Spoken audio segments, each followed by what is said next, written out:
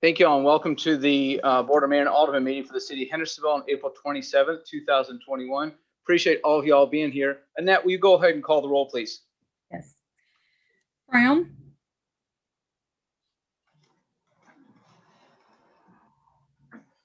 You're muted. Campbell. Here. Collins. Here. Cunningham. Here. Dixon. Here. Edwards. Here. Did you hear me? Here. No, I didn't. I did Okay. that time though. Peterson. Here. Petrelli. Here. This entry music. Robertson. I'm glad to be here. Skidmore. Here. Waters. Here. And Clary. I'm here. Present. 13 of us. Super. I want to remind folks that are with us on Zoom, if they're not speaking, to be mute and keep the microphone. That allows us that are on Zoom to see the folks on the board closer to the top. Rick, I'm going to ask you to mute yourself and to turn off your camera, and we'll get back to you. Same thing with Elizabeth. It'll just help us out a little bit. Also want to let y'all know that we've got 4 people here: Eddie Robertson, Alderman Collins, Alderman Waters, and Alderman Dixon. I'm going to do my best not to ignore them over here, but sometimes I forget to look at them. So if sometimes we'll have to interrupt myself. With that said, please rise, and we're going to begin as we typically do with a prayer and a pledge tonight. Providing our prayer is Alderman Eddie Robertson. Alderman Robertson. Before I pray, I wonder if any of the aldermen have a prayer request that they would like to mention. Eddie. Yes. I think Mark Skidmore's mother's back in the hospital. Yes, Mark, we want to pray for your mother tonight. I think she's having some health issues, so we will be praying for her. Yeah, thank you. Thank you very much. Any other requests? All right, shall we pray? Most gracious Heavenly Father, we come to you tonight as a thankful city, as thankful individuals, that in the midst of so much sadness and sickness, that we still magnify your name. And we look to you for all good gifts and things that happen in our lives. Dear God, we thank you for this city. We thank you for the citizens that work hard and support our city.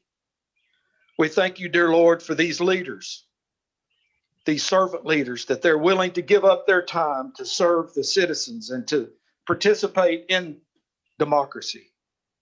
We pray for each and every one of us, dear God. We pray for wisdom.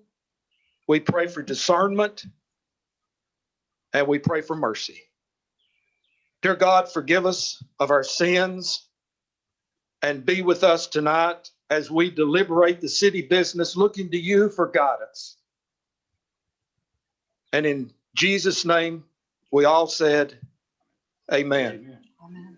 Alderman Robertson, thank you. Please join me for the Pledge of Allegiance. I pledge allegiance. Pledge allegiance to the flag of the United States of America, to the republic for which it stands, one nation, under God, indivisible, with liberty and justice for all. I appreciate that. We've got a good crowd here. It's good to hear so many voices right here in the main meeting room with the Pledge of Allegiance. Next item on our agenda is the acceptance of the agenda. Alderman Robertson. I need a motion. So moved. Second. We have a motion from Alderman Robertson, a second from Alderman Waters. Alderman Brown.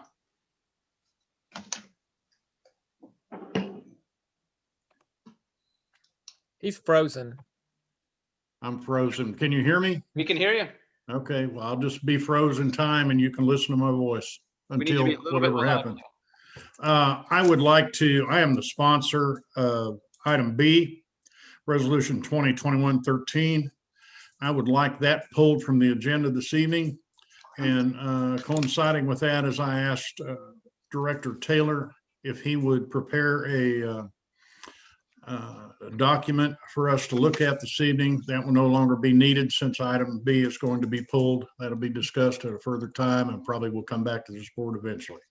Alderman Brown, as the sole sponsor, you get to do that just by asking. Hold on one second. Thank you. Alderman Brown, anything else on the agenda?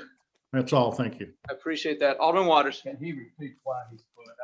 I didn't hear. He didn't say why. He just also mentioned that that Chris Taylor had prepared a document for us, and that he let Chris know that we would use Okay, is it forward to another meeting? Did you say it. that? It's going to be up to him. Since he's the sponsor, he doesn't have to give us any explanation or set a date. Okay, thank you. Appreciate that. Thank you. Alderman Edwards. No, great minds think alike. I was going to make a motion to remove that from the agenda, so that's all I had. Thank Alderman you. Edwards, thank you. Alderman Brown, thank you. Alderman Cunningham.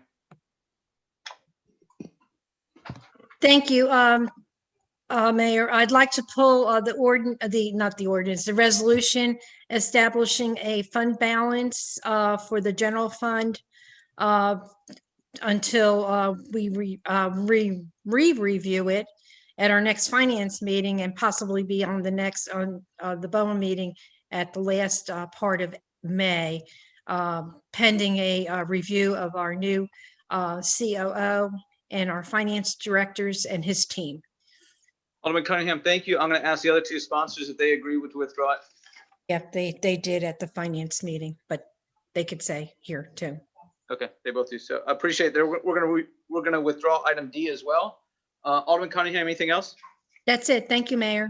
Okay, so we have a motion, a second, to accept the agenda. 2 items have been withdrawn. I'm gonna make sure that the person who made the motion, Alderman Robertson and Alderman Waters, understand how that agenda has changed to make sure that still fits with their motion. So moved. Yes, sir. They both agree to that. I also want to draw your attention to other agenda items that's to be considered as a group. Want to make sure everybody sees items A through I will be considered as a group there. Of course, when we get to those, if somebody would like to pull one of those out to be considered separately, that's certainly allowable. All those in favor of accepting the agenda with the 2 items that have been withdrawn, please signify by saying aye. Those opposed, please say no when Annette calls your name. Brown,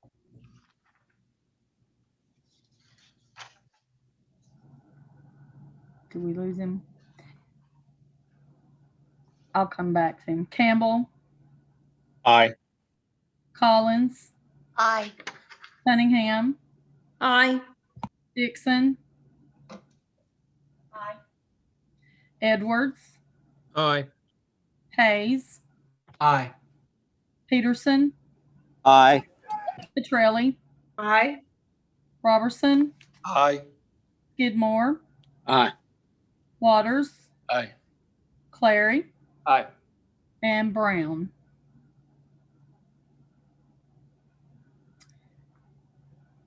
Tina, have we lost Alderman Brown completely?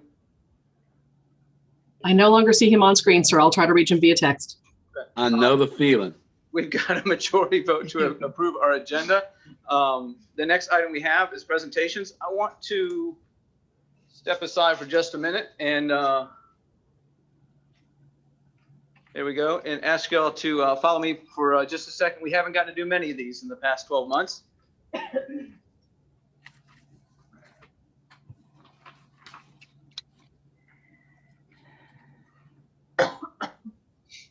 So I wanted to introduce y'all to Mason Smith and Trey Bates. Both these gentlemen are state champions. Mason, this is in recognition of his recent win at the TWSAA State Wrestling Championship in Chattanooga, and that was on February 20th. He's a senior at Beach, and he has also won his 2nd consecutive state title. First one was in 2020 at the 152. He had a season record of 40-0.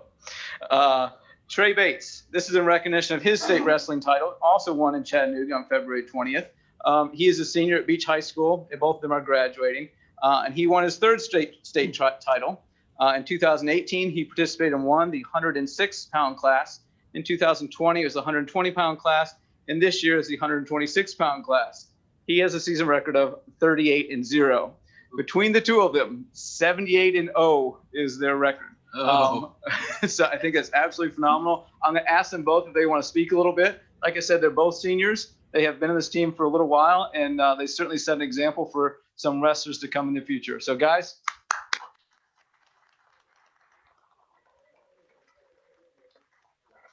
I just wanted to thank my mom and my dad for training me as a youngin. I want to thank Coach Roberts for pushing me this year. I want to thank my teammates especially Mason, for pushing me this year. And I'm glad I just got the opportunity to wrestle this year because of COVID. I did not believe that we were going to be able to wrestle this year. And I'm just so thankful that we were able to. And I'm just ready to wrestle because I'm going to be wrestling in college at Central Michigan. And I'm just happy to have the opportunity to wrestle at the next level. That's awesome. Thanks. Well, I'd like to start off thanking God and Jesus for the blessings they've given me. It's been a great opportunity. Really enjoyed my high school career. Really happy with the season. I got to thank Trey, my teammate, for pushing me. You know, it's hard to compete with somebody as good as he is. You know, he pins a guy in 20 seconds. Like, well, man, I got to beat him. I got to pin my guy in 19 seconds. So I got to thank him. I got to thank my brother. He used to wrestle. I wouldn't be where I'm at today if it wasn't for him. I got to thank my sister because she's a great role model for me.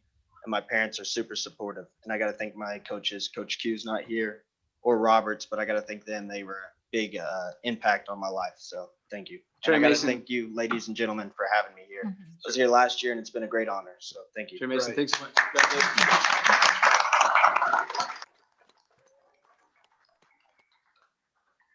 Pretty awesome, guys. Chief Bush, I think I saw you with us. Sir. Yes, sir. I'm here. Bush is going to walk us through a presentation on Code Red, and something he's been working on for a little bit, and something we certainly want to encourage folks. Chief Bush, you can say and handle anything I do much better, so please go ahead. Miss Tina, if you don't mind, can you share the screen, please? Can't hear it. And Chief Bush, we're having a hard time hearing you, so we're probably going to play with the sound as you first start to speak. Okay. Can you hear me better now? That's much better. Whatever you did. Okay. I got a little closer to my screen. Appreciate everybody giving me the opportunity to speak tonight on Code Red. It is something that we feel that's vital for getting important information out to folks in our community. We're not really satisfied with the numbers that we're looking at who are taking advantage of using this. So we've got some things that we're going to talk about tonight. And then the next to last slide, some opportunities for people in the community to come by some of our fire stations and sign up. And also in conjunction with the police department, 3 Saturdays in a row. But we'll go through the slide presentation and then go over that, the 3 Saturdays we're talking about, and give everyone the opportunity to ask questions at the end, or if you have something in the middle, most definitely interrupt, or if the mayor sees something that I don't, please interrupt me. I tend to talk a little too quick and too much. Tina, if you'll go to the next slide, please. So basically, what is Code Red? What does it mean for us? Code Red is basically a critical communication solution that gives us the ability to send public safety personnel and to notify residents and businesses by telephone, text, email, or social media of any time-sensitive information, whether it's a weather event, a house fire where maybe we've got the road shut down, maybe a serious wreck on 386, that we can notify folks and try to keep them from traveling those paths to reduce the chance of any tie-ups or hang-ups while we're doing our work. Can you go to the next one, please, Tina?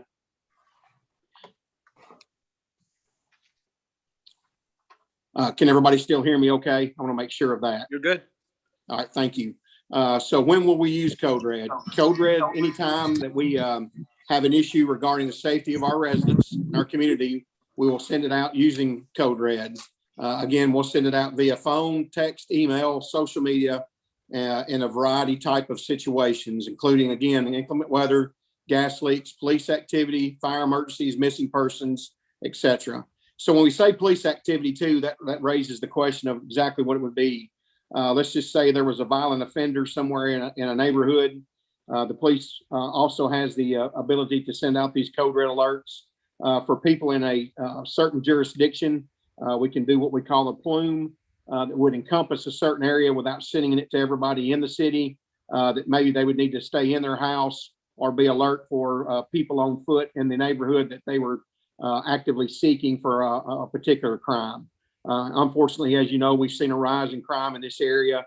Our police department does a fantastic job. So this is a great way for us to communicate with folks, again, of any kind of special event or emergency that we certainly need to get the message out.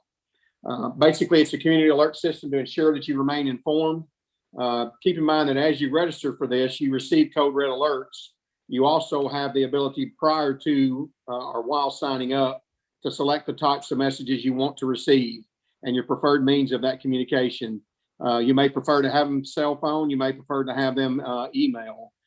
There's been lots of questions over the last few months, maybe the last year or so, of why certain things did not come via telephone. Maybe you only signed up for email. We certainly want to give folks the opportunity to get that straight as well when we have these days that they can come by and sign up. If you just want to come by and socialize and talk and maybe ask some questions, our staff will be well versed in how to communicate what this code red system can do for folks. Tina, can you go to the next slide, please?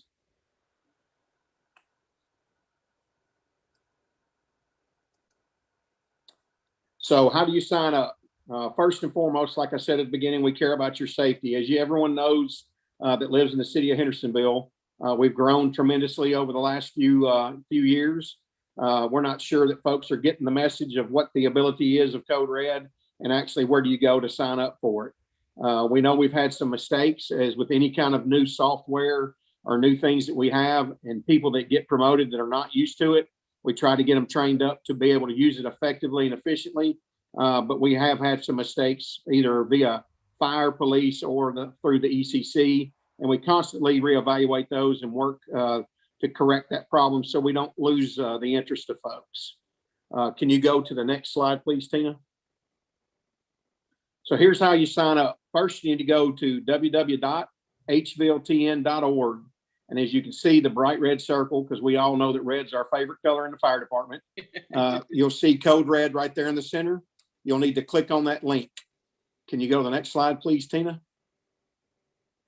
Once you go to that link, you'll scroll down and click sign up page. You see another large red circle. You'll click on that link.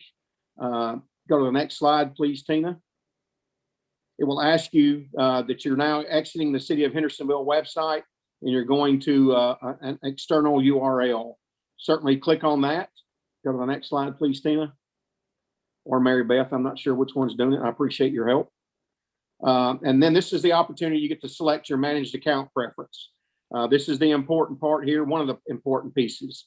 You can create a managed account, allow you to access to modify your existing notification settings, contact information. And here are the three options. A single sign-on account. Basically, the single sign-on account is whether you log in with your Google account, Facebook, or your Twitter account. You'll be prompted in to log into that account in order to permit access to the code red domain. We prefer the managed account. And number two is the managed account. And to do that, you just click on the button next to yes on the managed account and create a username and password. So it's vital that you remember these usernames and passwords, as if you're like everybody else in society today, you've got thousands of usernames and passwords. Please be sure to record this information so you'll have it for later use. 6 characters or more, and your password must be 8. So your username has to be 6 characters or more, and your password must be 8. So on Saturdays, when you come by the station or the police department to sign up, we'll ask you to create a username and or password. We'll assist you with that. And then we'll even write them down on a piece of paper to give back to you for you to keep until you get back home and put it in a safe place. The next option is a non-managed account. You will not have another option to create an account later in this form or have the ability to log back in and update your contact information. So we don't prefer that you use the non-managed account. We want to be able to have you manage your own account for what you want. You can change it at any given time, and we'll teach you that process as well. Next slide, please, Tina or Mary Beth. Basically then, it's just filling out the blanks. You'll fill out your contact information and identify whether you're at a business or a home address. On further down, you'll have the option to add more locations. And you'll see that there. You'll put your first name, last name. Again, you can select residential or business address and be able to type in your address. That aids the code red system. So if we do send out those plumes of certain areas that we don't want to wake up, let's say Durham Farms area, because like the tornado that went through Wilson County a year or so ago, It was right on the side of Old Hickory Lake. So nobody was really in the plume. Obviously with tornadoes, they can change direction, but we don't want to send alerts, excuse me, to folks in Durham Farms if we don't need to wake them up at 2 or 3 o'clock in the morning. So we try to avoid to wake or disturb people in the middle of the night unless it's warranted. Next slide, please. Next, you'll be able to install or place your phone number.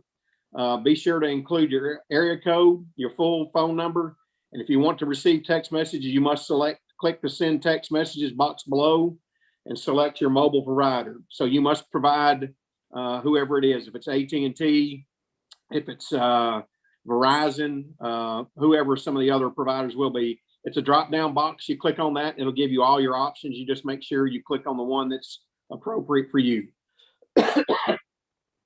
If your provider's not selected in that drop-down box, you just click on other.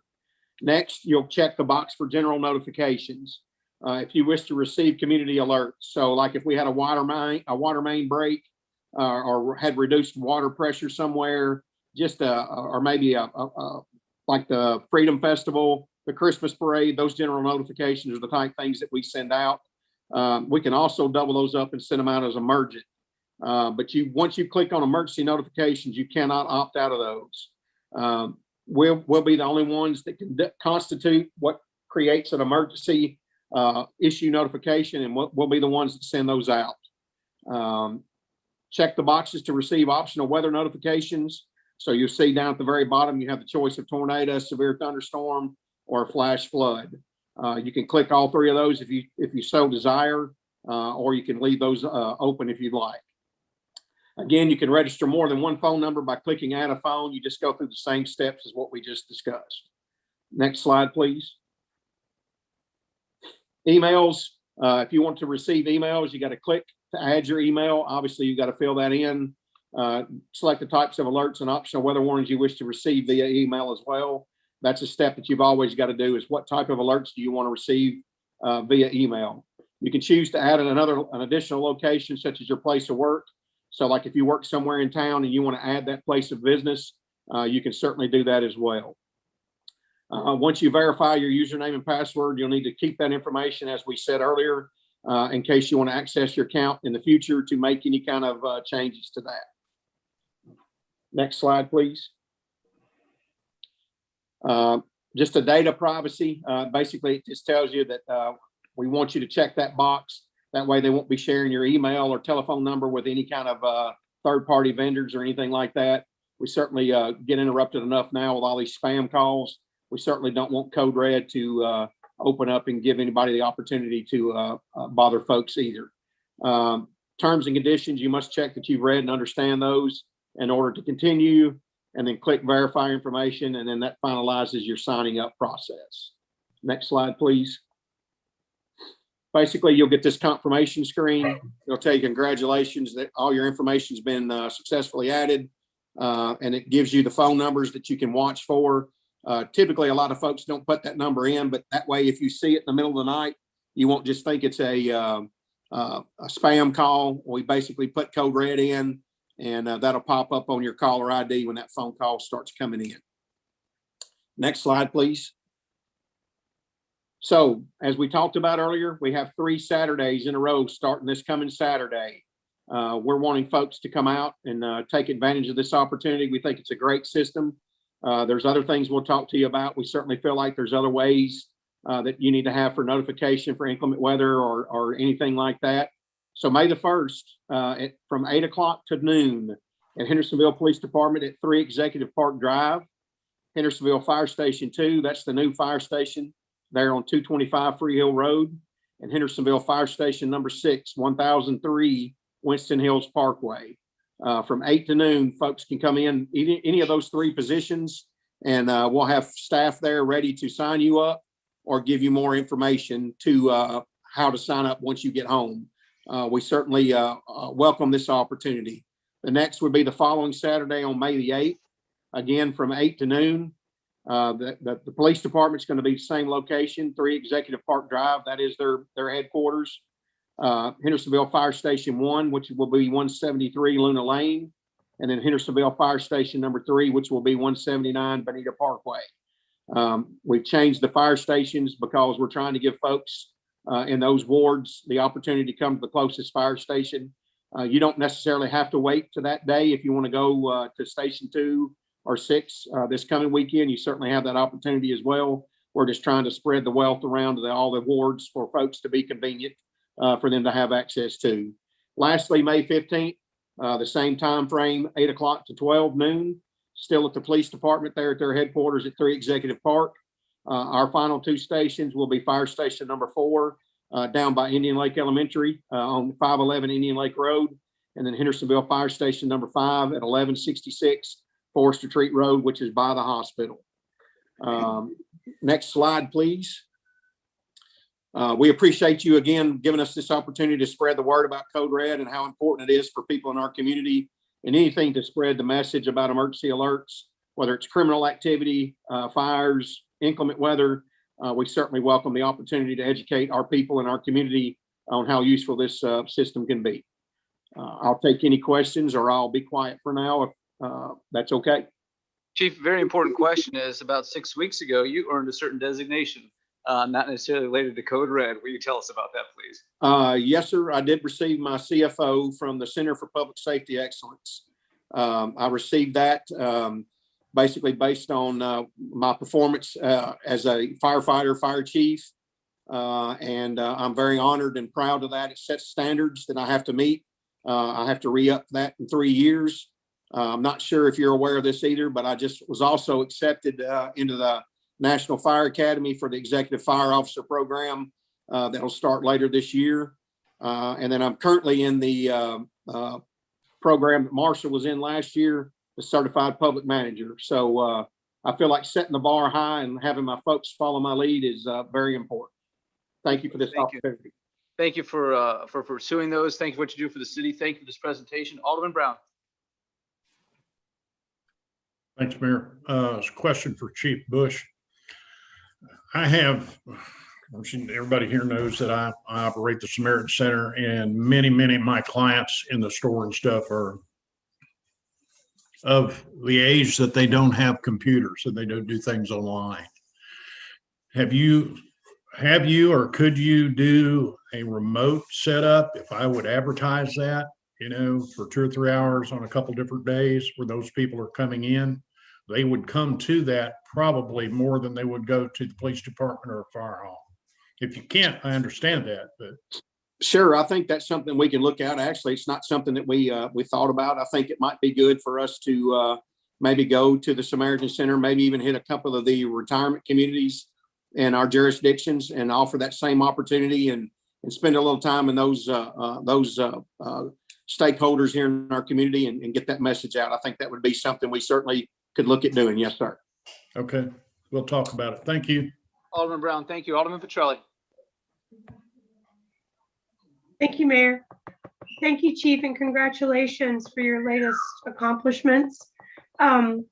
What will this information be shared on your Facebook page so that we're able to share the dates online?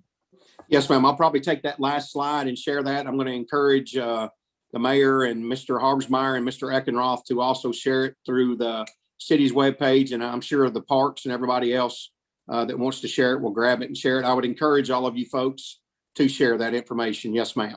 Thank you. Alderman Petrelli, thank you. Chief Bush, appreciate you very much. Thank you for your time tonight. Thank you. Chris Taylor, next we have a presentation regarding educational attainment pay. I think, yeah, Chris is with us. That was pulled from the agenda, Mayor. The presentation. Oh, I am sorry, Alderman Brown. You're exactly right. You're exactly right. Presentation by representatives of Raymond James.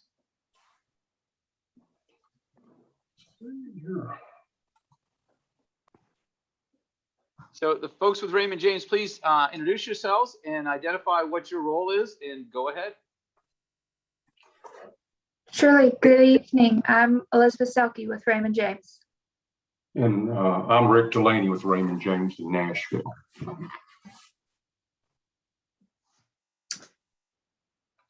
Y'all go ahead.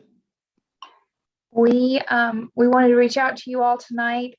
We spoke earlier at the budget meeting about your upcoming transaction, the refinancing of the the 2015, 2018 capital outlay notes, and we gave a brief presentation then. But just to recap, you're looking at about $400,000 in potential savings, or roughly 5%.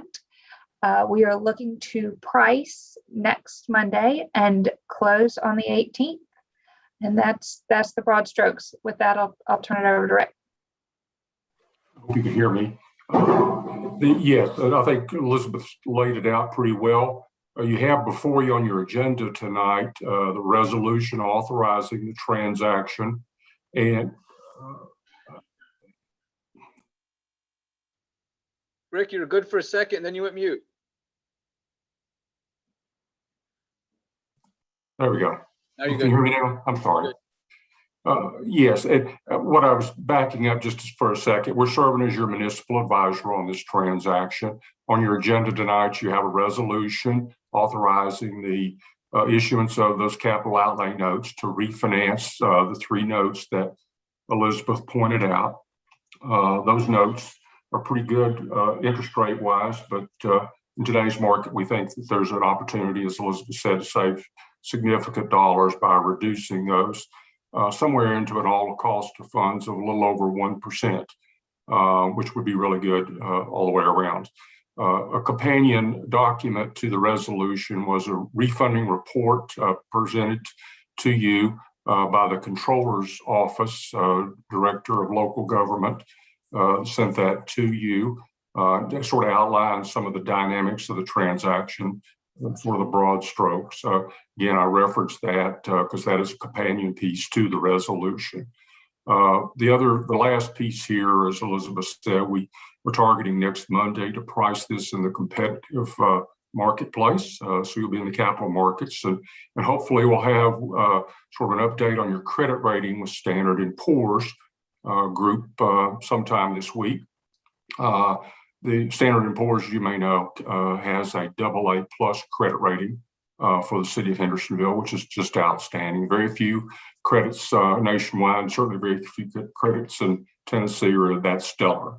With that, I'll stop, and if you have questions for me or for Elizabeth, we're happy to answer them. Rick, are you saying there's a possibility we could go to AAA?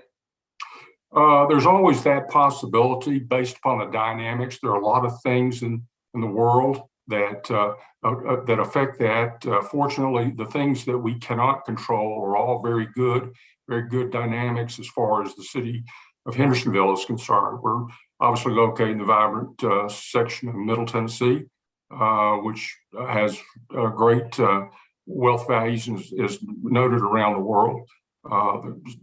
Sumner County, your host county, as well as city, have great property values and high income levels. All those things we can't control from your all's perspective or anywhere else. All we can do is celebrate those, and those are all key factors as far as the ability to pay, which is what the credit ratings are based upon. So yes, I think that is an option long term. We just got to continue to work on it. There are a number of things that we can help your finance staff with as far as sort of fleshing out some of the requirements to get to that level. But again, that's something obviously you're awarded as opposed to being able to sort of hit all the high points and achieve that on your own.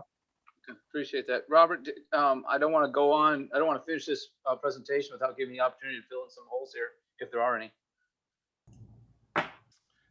Well, I just want to thank Raymond James, both Rick and Elizabeth, for all the help that they have done. And but as far as it relates to you all, we're the reason that the packet is so large tonight, I think. But the bulk of that would be some of the figures within their presentation that we brought to the Finance Committee around April 13th, and you're seeing before you. But I will leave it at that. I think they covered it pretty well. Appreciate that. Alderman Collins.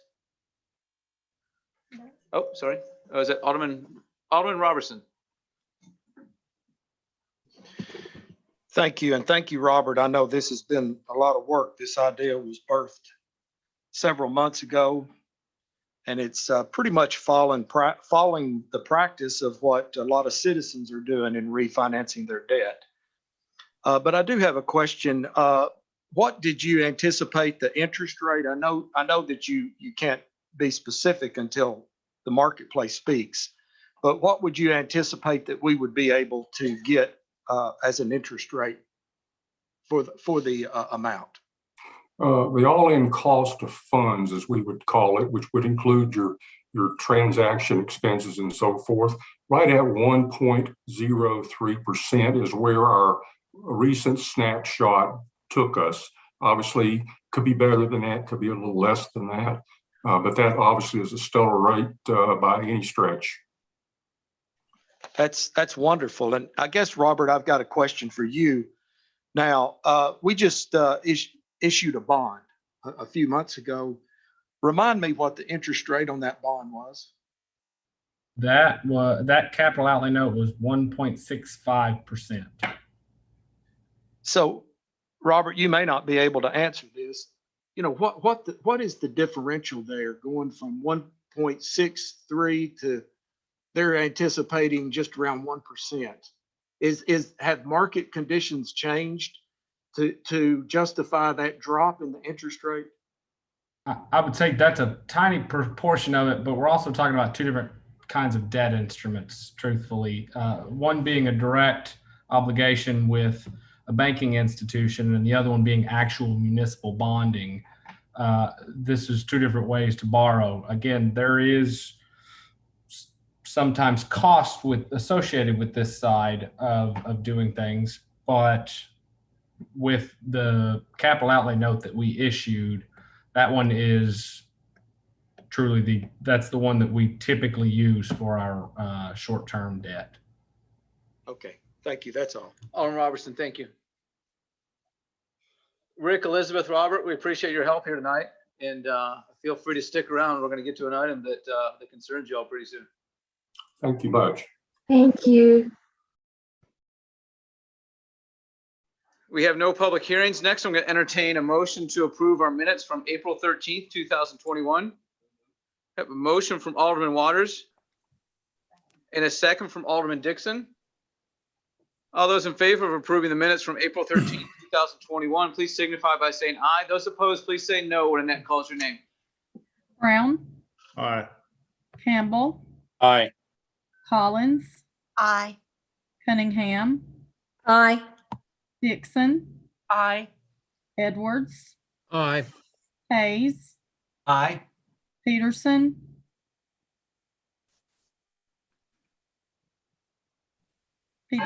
Aye. thank you. Petrelli, Aye. Robertson, Aye. Skidmore, Aye. Waters, Aye. and Clary. Aye. That's 13 ayes. Thank you, Annette. That passes unanimously. Now we have second and final reading of ordinance 2021. I'm sorry, we have citizen comments. That's right. We have a couple Citizen people comments. that have signed up. First one is Cassie Cummings, Cloverfield Court.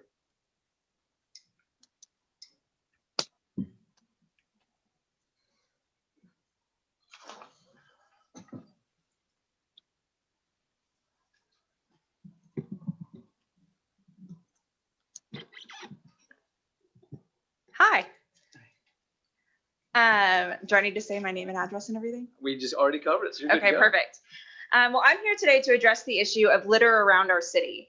Too many of our roads are lined with it, and it's a massive embarrassment and failure of the city in protecting the environment in which we all live.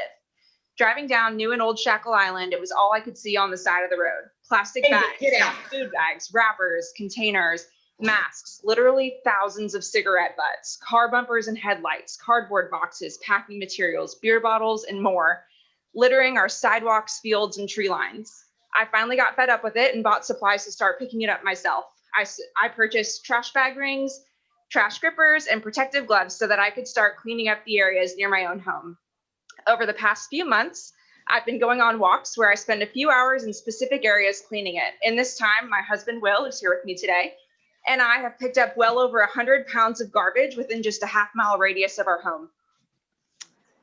It's so apparent that this is not an issue that the city has invested anything into for years, if ever, and it has caused even our main areas of commerce, Indian Lake and Glenbrook, to suffer from this issue.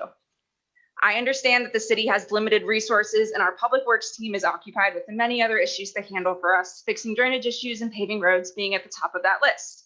Our parks are some of the only areas in town that aren't drowning in garbage, and that's only because our parks department does a good job of keeping those areas nice.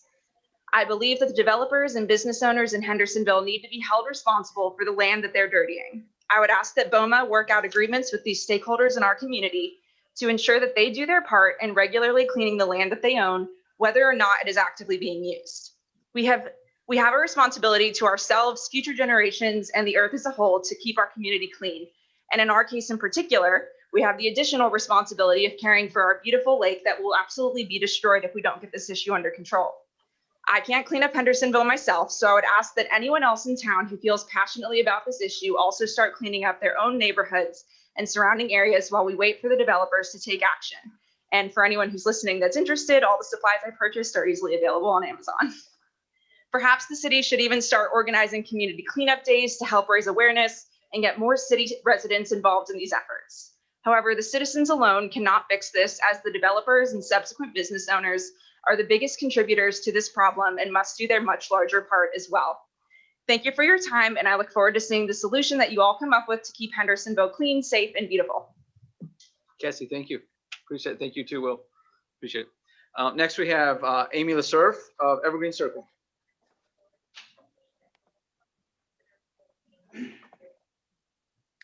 Can you hear me? Okay. Y'all hear me? Everybody can hear me? Okay, good. Good evening, Mayor and Alderman. I'm sorry I couldn't be there in person to give my comments this evening. I had another meeting pressing. I want to speak to you this evening about Resolution 2020-21. Several weeks ago, I emailed you to express my opposition to this resolution. I'm here tonight to just refresh your memory on why this is a highly inappropriate to even entertain this resolution. There is simply no reason why even part of the park needs to be renamed. It's been Drake's Creek for as far back as anyone can remember. There are so many other issues in the city that need addressed. Streets are crumbling, traffic is atrocious, and there's a plan from a developer coming before the city wanting to add more high-density residences.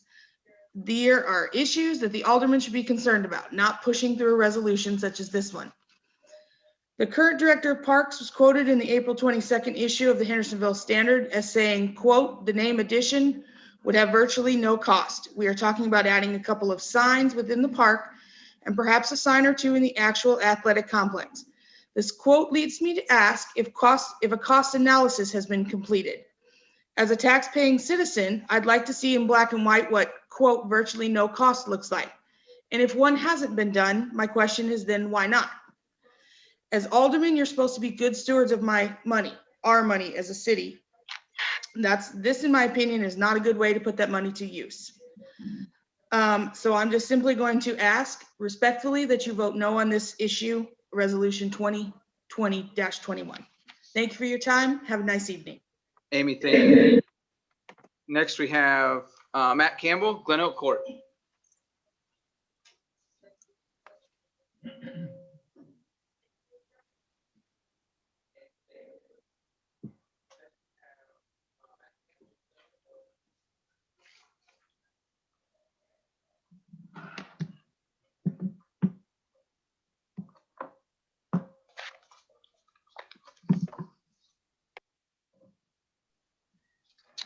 All right. Good evening. Oh, you just want me to put it under here?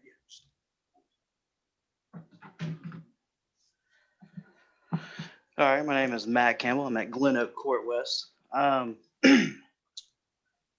Just wanted to bring something to some attention this evening. Actually, kind of really hate to have to do this. I think it's kind of almost, I don't know. Anyways, I emailed every single one of you this morning before lunch. I took it upon myself to go to the TBI and the FBI for my fingerprints and my criminal background. I sent it to all of you, and some of you are probably wondering, some of you probably aren't, because you probably already got the other emails from 2 past aldermen.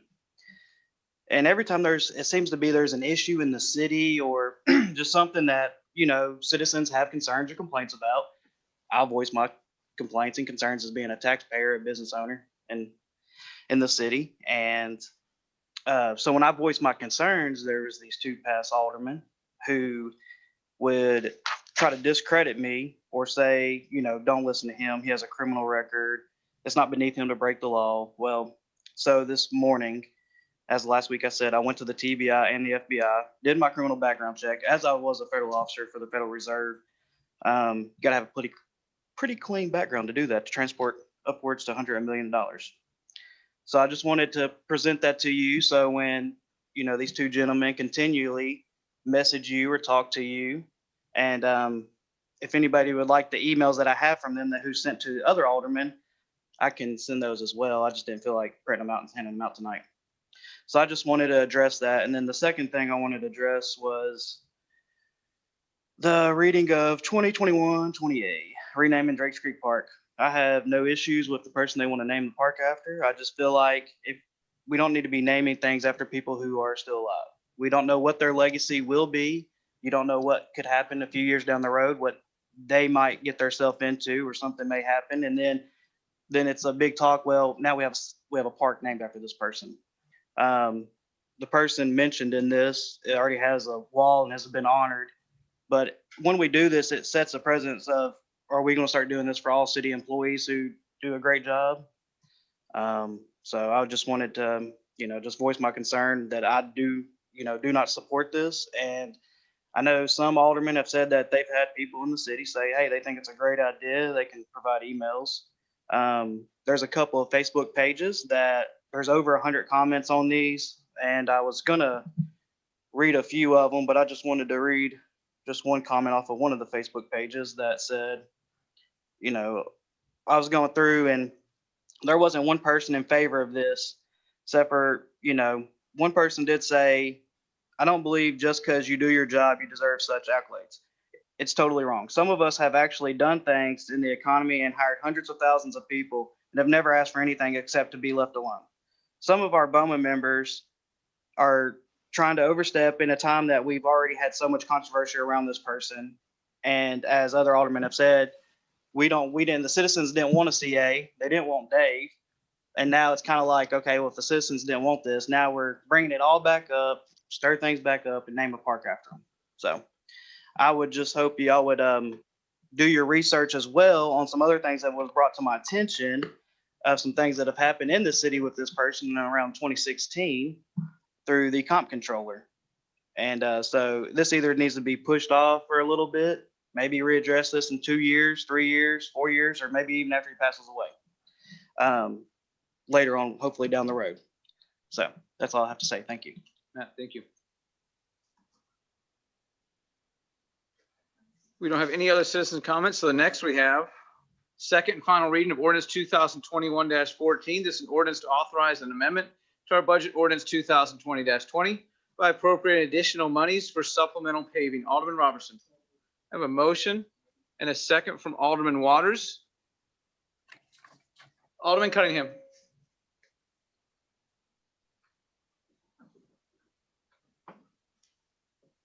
Thank you, Mayor.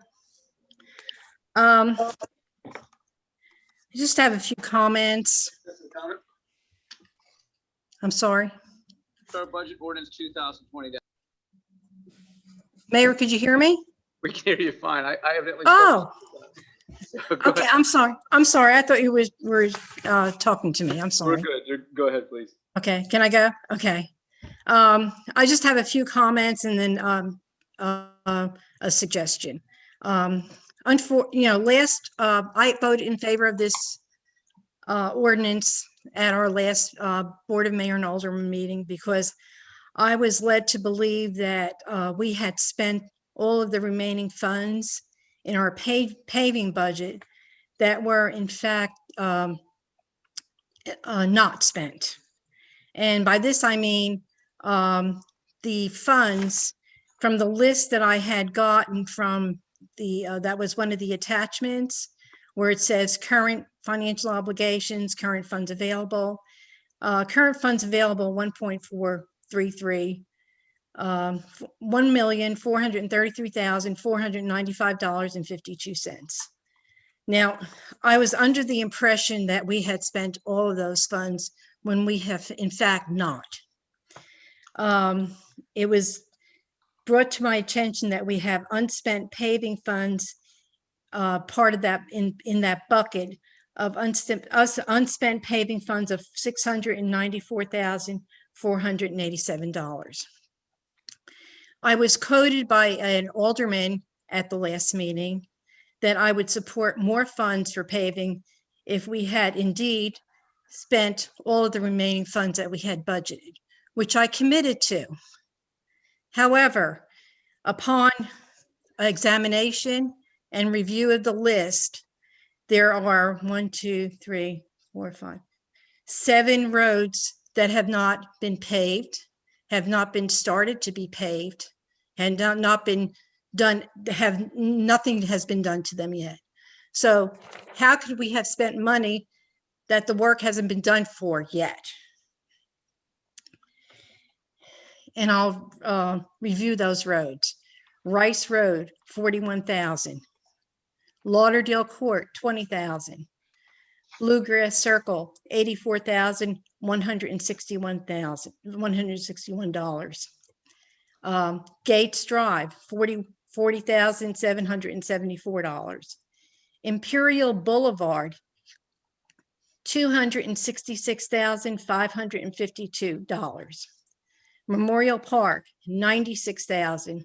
The police parking lot, $96,000, and Hidden Point Scrub Sale, $50,000. Now, I drove on some of these roads, particularly the Imperial Boulevard, because that stuck out, that number of $266,000, more than $250,000 yesterday. And zero has been done to that road. So if we haven't actually done the road, why would we pay for something that hasn't been done yet? So the bottom line is we have not spent all of the funds that we have budgeted.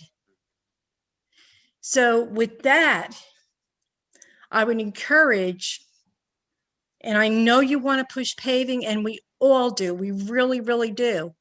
I would encourage to defer the second reading of this ordinance to, again, and I hate to use this term, raid our general fund balance. I encourage that we defer the second reading until all of those funds are spent. And they are not spent. A total of $694,487 has not been spent, which is about half of the $1.4 million that we had remaining to be spent. And I encourage this board to do that, because if we don't defer it, I cannot support this the way it stands tonight, because I was misled 2 weeks ago at our BOMA meeting. I was misled to the fact that we had spent all of this money when we have not. You cannot spend money for something that hasn't been completed yet or even started. And none of these projects have been started yet. So I can make this amendment now, or I could wait until I hear what the others have to say. But yes, I was quoted as saying, if we spent all of this money, I would support additional money to be spent, to be allocated for paving, but we have not spent this money. Thank you, Mayor. Alderman Cunningham, thank you. Hey, Tina, could you let Jared Nix in? Jared, can you unmute yourself? There we go. So without objection, we're going to suspend the rules and allow Jared to speak a little bit, because I've got some questions for him. He's with Rogers Group. He's the guy that sends crews out to go pave roads, including our roads in Hendersonville. Jared, do you have the $500,000 list in front of you? I certainly do. Yes, sir. Is Rogers Group going to be able to complete all those projects before the end of June? Yes, sir. Absolutely. We have no concerns whatsoever to be able to complete all those roads. In fact, well, go ahead. Have some of them actually already been started? No, none of the 500,000, the additional 500,000 has been started. I do want to just quickly address some of the ones that Ms. Cunningham brought up. The Memorial Park. That was my question. Go ahead and hit those, please. Yeah, so the Memorial Park is being kind of planned out to where we don't interfere with some of the tennis tournaments that are going to be going on there, as well as some of the police parking. We are kind of in conversations with Marshall about what exactly needs to be done on that to address some of the issues there. So those are two of the roads that are kind of in limbo that we have not neglected to start, but we're waiting on some confirmation as well as some planning to do those. The rest of them, Imperial Boulevard is a large road, and we have actually been in contact with our milling subcontractor today about getting on that road here in the next week to then begin paving on those. The rest of them are relatively small, and I realize that it's inconvenient a lot of times, but what we try to do is plan to have multiple roads set up and cleared for us to get in there so that we're not bouncing in and out. That's a difficult thing for us as well as for the public. So that's what we were trying to wait until we understood what the 500,000 looked like to be able to group those together to get them all done at the same time. But to answer your previous question, getting the additional $500,000 is no concern whatsoever. Okay. Alderman Cunningham, you still have your hand up. Did you want to ask a question here? Or do you want me to come back to you?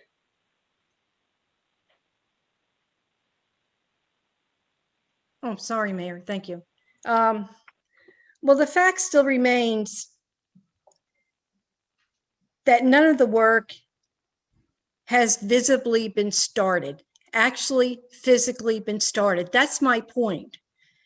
My point is we have not spent the money yet. Now, I didn't realize that this list of $1.4 million list and those remaining roads depends on the $500,000 list. That was never, ever disclosed to us before. I don't think that's what he said. And no, he said that, Jared, didn't you say that you were going to group certain roads on the original list and the $500,000 list? I must have misunderstood you then if you didn't say that, and I apologize. That's okay. Let me clarify that. Those roads on the 1.4 million list that you have in front of you do not depend on the other 500,000.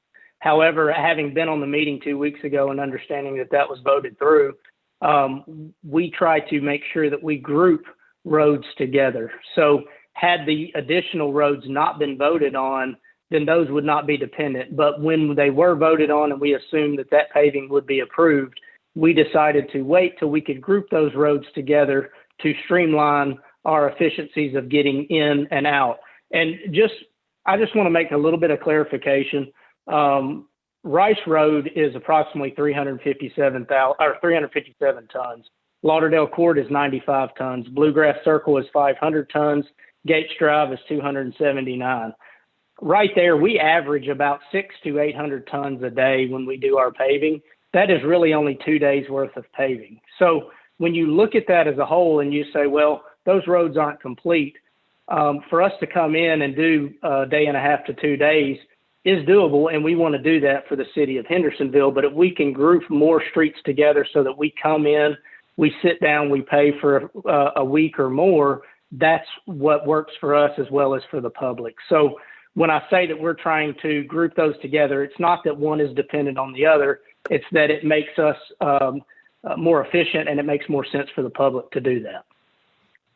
Okay, I understand that, but I went into 2 weeks ago with the impression that all of the $1.4 million was actually spent. My point being, it was not spent. I come from a financial background. I'm not coming from a paving background or engineering background. When I hire somebody to do a job for a commercial job or my home, I don't pay them before the job is done. So until the job is even started, I don't pay them. I mean, that's not the way the world works. You don't pay in advance. I've never heard of anything like that with taxpayers' money. So we have essentially still to the board, and I'm not directing this to Jared, because I know that you're trying to get the most bang out of your buck, and I appreciate that, because that's an operational. That's what you do. But I felt that I was misled 2 weeks ago, and I felt that the board was misled 2 weeks ago, because we have not spent $1.4 million that was available in paving yet, but we were told that we did. Until further review, we haven't done that. We have spent maybe half of that, and then Imperial Drive that's another issue. Imperial Drive, $266,000 that we're going to spend of our taxpayers' money, that a utility company tore up the road. I mean, what are they going to put into this equation? Are they going to send us a check? Are they going to reimburse us for $266,000? Are they going to pay for part of it? I don't have enough answers to this to spend another $500,000 in taxpayers' money. I just don't. And since we have passed this already on first reading, I would strongly recommend that we defer this second reading until we spent all the money, and then put more in the pot. And I don't know who I direct the question about Imperial Drive to. I've got Marshall here. He's ready to answer that. So, Okay. Jared, if you could hold off, Alderman Cunningham, I'll have Marshall answer that question. But also, Jared, real quick, you haven't billed us for anything you haven't done. You don't expect us to pay you before the project is done. Am I correct? No, sir. I wanted to clarify that we have not been paid for anything that is not completed. Okay. I didn't think you did. No, and that wasn't my innuendo. That was not what I meant. Okay. And you don't bill us before any work is done. Is that correct? No, and Absolutely no, sir. Okay. And that is not what I was referring. That is not what I inferred at all. Okay. You did ask Just about said that. You asked about Imperial Yes. Boulevard, Marshall. Yes. Can I help you with that? Absolutely. I did want to clarify I spoke with HUD last week, Mr. Joe Rewa, and we both agreed that the city would develop an estimate for their portion of repair. We would send that to them, and they would cut us a check for that amount. It hasn't been calculated yet, but hopefully in the next week or two, we'll have that number, and we will be compensated for that work, just for the part that they damaged. So at this point, you have no idea how much that is, Marshall? Well, we're waiting on an estimate for the work. And once we have that, we'll be able to back out the amount that HUD damaged, and they will cut us a check for that amount. So who are we waiting for to do that analysis for us, Marshall? We just need a hard estimate from Rogers Group, and they're working on that currently, and we should have that in the next day or two. Once we have that, we will then go to HUD with the amount for the check, and they will give that to us. Thank you, Marshall. I appreciate that. Like I said, I have more questions and answers on this. I cannot support this. I would highly recommend that we defer it, but I'm going to wait to hear from the other aldermen. Alderman Cunningham, thank you. Thank you. Alderman Dixon. Yes, can you hear me? You good? I just want to make it very clear that I do not feel like I was misled during our last vote. I understood that we had 12 more weeks till the end of the fiscal year, and that we had $1.4 million worth of paving planned. And we voted to add a first reading 500,000 on top of that to pave additional roads between now and the end of the fiscal year. And now we're looking at approximately 10 weeks, I guess, left till the end of the fiscal year. And if Rogers Group says they can do it, I believe that they can. So thank you, Mayor. Alderman Dixon, thank you. I'm going to go ahead and make an amendment here. I heard 2 weeks ago, I heard Jared say that he could spend $1 million in addition to what we have currently budgeted. If we add $1 million, that they could do the work to get us through the rest of the $1 million list. Jared, could you get through our list for $1.5 million by the end of June? Yes, sir. And just to add to that, to make sure that everybody is understanding what that looks like, we've done some calculations, and based off of what we still do have, which would include those roads that we just discussed, as well as $1 million worth of additional work in the streets that we have laid out for us, that equates to about 16.5 paving days, and that is the lower end of what we average per day. So I don't see us having any issue with getting 3 weeks worth of paving done for you all before the end of the fiscal year. If you go ahead and add 1.5 million to the additional work, we can get all of that done in 20.8 days, so 21 days. You have some weather days in there, as well as hopefully some more production days, and that would put us at about 4 weeks worth of work. I want to say one last thing to that, is that we actually circled up this afternoon and discussed our paving capabilities, and we're committed to putting both paving crews on your roads if we do not look like we're going to complete those, to get them all done. So there's no concern with us doing that at all. Jared, I appreciate that. I'm going to make a motion that at the end of this ordinance, at the very end, now therefore be it ordained by the Board of Mayor and Alderman City of Hendersonville, Tennessee, that budget ordinance 2020-20 is hereby amended by appropriating $500,000. I'd like to change that to 1.5 million to supplemental paving 110-40033-936 for the roads identified in the recent paving plan provided by our Public Works Department. And I so move. I second that motion. Second from Alderman Skidmore. And the reason that I'm doing that, and I'll go ahead and, I mean, it's very simple. This is the reason I'm doing that. It's Berrywood Drive, which is in Ward 2. It's Hickory Trail, which is in Ward 2. It's Shady View Drive, which is in Ward 3. It's Shawnee Drive, which is in Ward 4. Melanie Drive, that we discussed at length just last week, which is Ward 1. Southern Trace, Ward 6. Chute Lane, Ward 5. Then it's also Georgetown Drive, Ward 6. Hickory Hill Drive, Ward 4. The View Road, Ward 4. Walton Trace, Ward 2. Walnut Court, Ward 2. Briarcrest Court West, Ward 5, Briarcrest Court East, Ward 5, Briarcrest Lane, Ward 5, Crooked Creek Court, Ward 5, Pecan Wood Court, Ward 2, Hannah Drive, Ward 3, Knob Circle, Ward 2, Crooked Creek Lane, Ward 5. All of those roads will be paved by the end of June, if you agree with this amendment. I've moved that. Alderman Skidmore has made a second. In addition to that, the next set of roads that would cost approximately $500,000 on the list that we got from the Public Works Committee, the Public Works staff, those would be paved as well. Alderman Waters. Okay, my amendment is at the end of this ordinance, where it says $500,000. We will change that to 1.5 million. It'll be the roads identified in the recent paving plan provided by the Public Works Department. Thank you. Okay. Alderman Brown. Thank you, Mayor.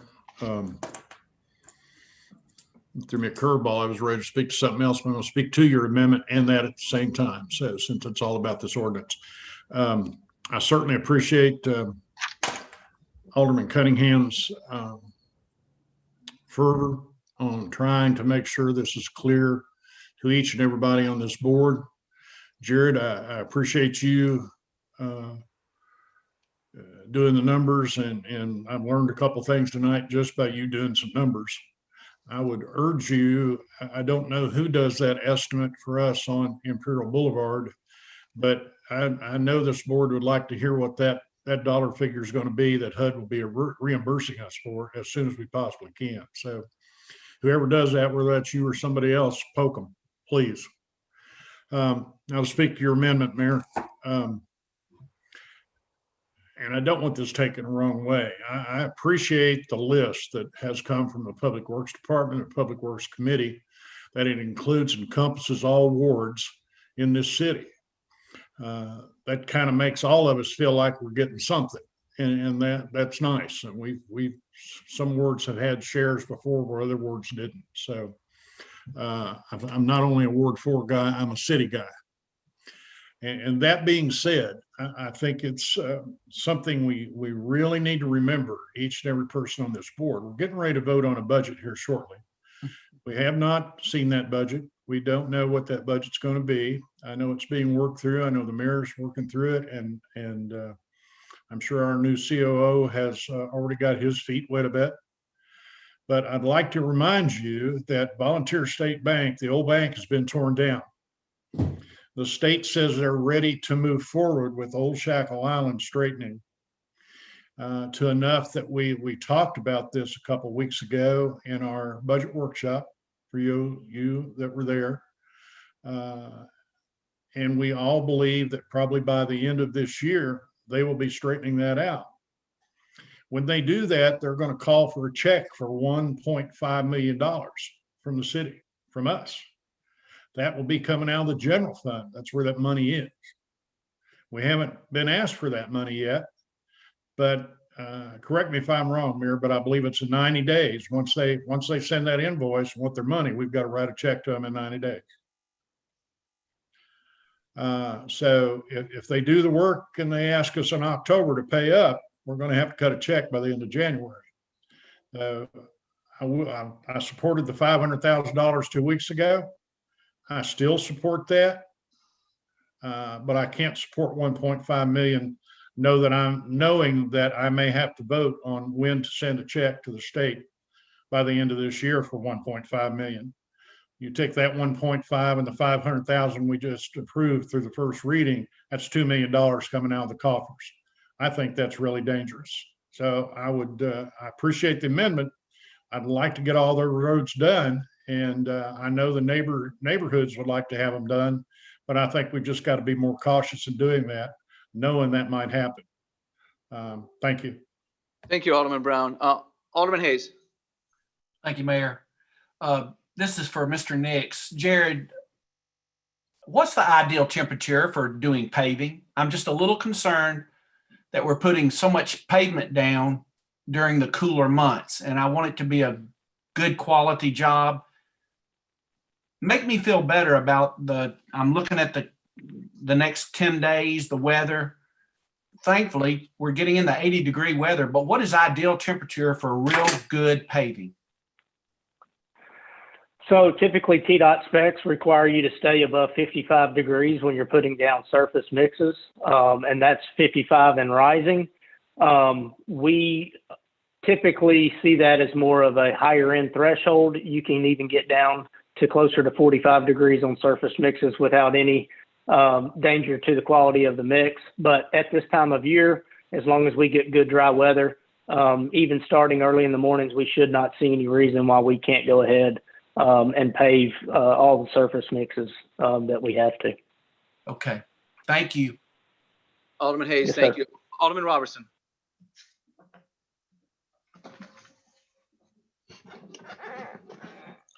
I hope, thank you, Mayor. I hope that Alderman Cunningham wasn't referring to my presentation or my documents that I had misled this board. I've been called a lot of things. I was a high school TSSAA football and basketball official, so I've been called a lot of things, but it bothers me that I may be associated with misleading this board. I went to great lengths to provide documentation. And what I would like for you to do, I'd like to call your attention in the packet under ordinance 2021-14 Appendix C. I would like for the board to look at this document. I think this clears up the misconception that we were misled. If you look at Appendix C, what I wanted to do when I was putting this packet together, I asked Public Works Department to provide me the roads that are being planned for this spring, this fiscal year, and the status of them. And they did. It's clear in my mind by just reading the document. It says current released or unpaid, $1.4 odd million. Remaining state aid, $933,000. Remaining supplemental paving, $499,000. Current obligations, that means that they have either spent or that they have obligated the city's good name to pay to pave these roads. So, and then you can look at the streets listed here, and it shows those that have been completed and those that have not. So I can't see if anyone had done their homework before they voted on this resolution or ordinance, that they would have seen that, yeah, it's clear that all of these haven't been paid and haven't been paid for, but they are in the pipeline. They are in the pipeline. Now, I understand people's concern on the budget. And since I am the originator of the motion, let me get to this list. If any alderman is concerned about the money in this 500,000, I would be willing to take the roads in their ward off this list. So if Ward 3 objects to spending $500,000 more in paving, I will be glad to amend my motion and take Shady View Drive off of the list to be paved, and we can put that money in the rainy day fund. We can save that money. So the option is yours if you would like to take the road in your ward off of this list. But to me, it's real clear. Appendix C is real clear. We haven't spent it, but we have obligated it. Thank you, Mayor. Thank you, Alderman. Thank you, Alderman Robertson. Alderman Hayes, I'm coming to you in just a second. Thank you. Alderman Hayes. Thank you, Mayor. Because of what Alderman Brown brought up about the middle of town there, where we're going to need to come up with $1.5 million, I cannot support an additional million on this current ordinance. However, I want to encourage all of us to remember the amendment that I put in there and we all voted for, that this money, if it's not spent, if they're unable to put down that amount of pavement by the end of June, it will not be encumbered by the Public Works Department. Every dollar of that would go back to the general fund. That's what gave me the comfort level in even doing the 500,000. Thank you. Alderman Hayes, I appreciate that. That amendment passed and would still be in here. So even if we increase the amount to 1.5, the money would not be allowed to be encumbered. And if it's not spent by the end of the fiscal year, it goes back in the general fund. I'm just really concerned, Mayor, about not knowing what the budget's going to look like exactly in the next few weeks. But I'm really concerned to spend more than 500,000. I frankly believe they can put down more than that. After hearing what Jared talked about, the pounds and the number of days of paving, I'm pretty confident we're going to spend this 500,000. If it's not, though, we will get it back, and it will go back to the general fund. Thank you.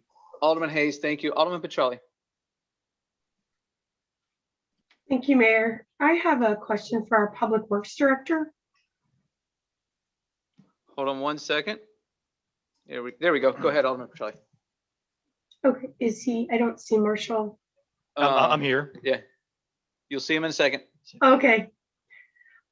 Marshall, I know we just had the first reading of the budget workshop. Do you have a line item established for the money that's going to be needed for the Walton Ferry Main Street intersection job? I do. And how much is in the line item? 1.5 million. Okay. And that's for this fiscal year?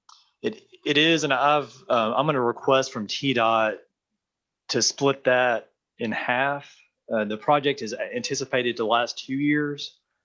And so I'm going to request that we can make equal payments of $750,000 over those 2 years, a total 1.5 million. If they'll allow us to do that, to make it easier from a budget standpoint. Okay, but you have not asked them yet? Right. I have not got an official response from them. If we can do that, I've asked. I'm trying to make contact with the right person to ask that question. Okay.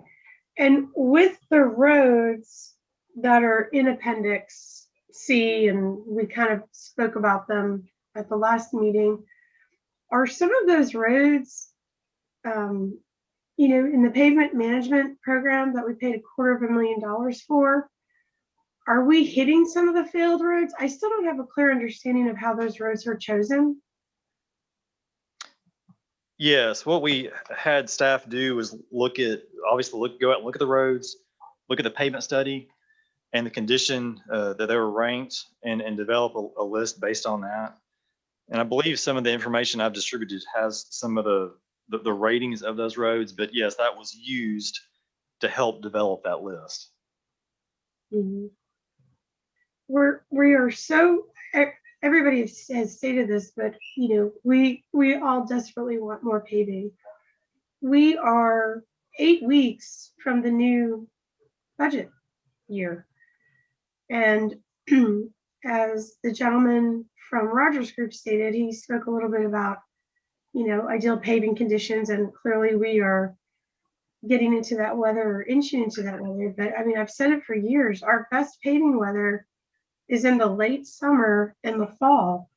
I think it would be fabulous to get into a paving schedule where we've passed the rainy month of July, and it's June and July have become like a monsoon month here. And then we get into August, September, October, November, and it's so much drier, and it's so incredibly hot. It's just ideal paving weather. So I guess, while we all want more paving, I'm very concerned, allocating this amount of money so late in our fiscal year when we are literally fixing to roll into a new budget year, and we haven't even had our second workshop yet. Those are my comments. Thank you all. Alderman Petrelli, thank you. Alderman Skidmore. Thank you, Mayor, and I appreciate it very much. I'll try to keep my comments limited tonight. Number one is because the Public Works Department, and all 12 of you actually know this, we've answered these questions time and time again. I'm not going to answer them anymore unless it's a constituent or somebody from a constituent from one of you all's ward that calls me or emails me. I'll answer it again, but you guys are smart enough to know what's going on here. So I'm not even gonna I'm just not even gonna answer it. Now, Mayor, let me ask you this. This is one thing that I think might go a long way with this. Where is the 4, I think you said? 1.5. Yeah, 1.5. Where is that money coming?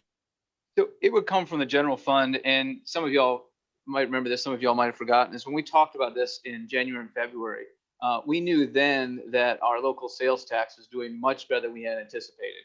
We have proof of that now. In fact, Finance Committee talked about that earlier tonight. Our sales tax, we're seeing that it will probably come in ahead of what we projected, around $3.2 million, maybe $3.5 million. So that money, if that additional money, it's not designated for anything, it will go to the general fund. That's why I'm asking that this 1.5 come from the general fund. We will still end up in a serious plus situation in our general fund at the end of this fiscal year compared to last fiscal year. We will be adding significantly money in our general fund, even if we spend this 1.5, in the neighborhood of probably $2 million, possibly $2.5 million. So it's an opportunity. If we take it from the general fund, only $1.5 million, not the full 3.2 that we anticipate being above our projections in sales tax. We'll still have a higher surplus in the general fund at the end of the fiscal year than we did last year, and we'll still get to pave these roads by the end of the fiscal year. Okay, thank you, Mayor. I had an idea about that's where it was coming from, but I felt that you probably needed to explain that, and you did. My final question or point is this: most of the aldermen that sit on this board, the past couple of years, not last year, but even the year before that, realize the people are demanding that our streets be resurfaced. I'm sorry, Russ, I apologize, but I think that Alderman, my colleague from Ward 6, sorry, I'm thinking of my mother a little bit, and I apologize for that. Eddie, I'm sorry about that. That's twice I've done that to you today, but it's been a long day. But I think Eddie is right. Alderman Roberson is correct. If some of the aldermen did not understand what Eddie said last time, that it was crystal clear, with regards of how paving operates. You don't give the money first and then have them pave. You just don't do that. That's bad business.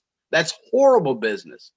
You wait until your street or the streets of Hendersonville, and Jared, you can correct me if I'm wrong, whatever's on that list passes the test that the city of Hendersonville, whether they accept or deny the street, then you pay for that product. It's that simple. You don't go to a car lot or a car shop and pay the guy the money first, and then he goes fixes corrects the problem with your car. You wait till your car's fixed. Then you go in there and they say, okay, this is your set price. This is how much it was. It was just a battery. It wasn't all this other stuff. So it's a couple of $100 maybe. Boom. Then you write your check. Look, you guys know this. It's, there's no sense. You either agree with it or not. And I would say that if Ward 3 does not agree with this, you don't like it, we just take Ward 3's roads out of the equation, and it will continue to pave roads in the city of Hendersonville that the majority of the aldermen say, yes, we want our streets paved. And that's why I was saying to you, Russ, I'm sorry, but I don't know of any other way to do this. Our goal in public works, and you all demanded this, not only we did too, but you all said it for the record at the board, pave our streets. And what did we do? We say, okay, we're going to pave them. And this is how we're going to do it. And it works financially. It works for the Rogers Group. They've got a schedule that they can go by. I don't know what the problem is. Now, I understand this. There is some aldermen, I'm sure, that have a disagreement with the $1.5 million, an extra $1.5 million. I think we're going to be okay. I really, truly do. This is going, when the budget comes through and you're able to look at it, I think you're going to go, my God, I cannot believe that the city of Hendersonville and its taxpayers spent that kind of money in our city. I'm proud of that fact that they stayed home and they spent their money. Might have been COVID, I don't know, but they did it, and that's the facts. That's what they did, and I'm proud of it. I'm one of them. I stayed home and spent my money right here in Hendersonville, Sumner County. So if that's the way that it goes, well, maybe we need to reevaluate. And here's my thing. And I know this is going to kill Peg because her candidate that ran against me last time tried to use this against me, but people knew better.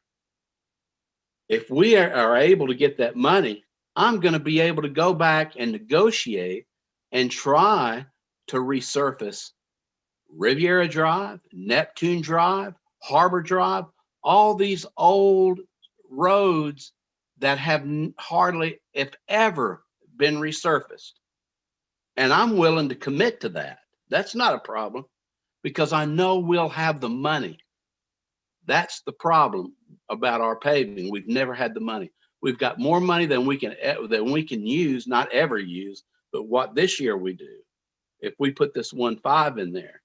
So I'm committed to that. So it's up to the board of aldermen what they want to do. But as far as on how to pave,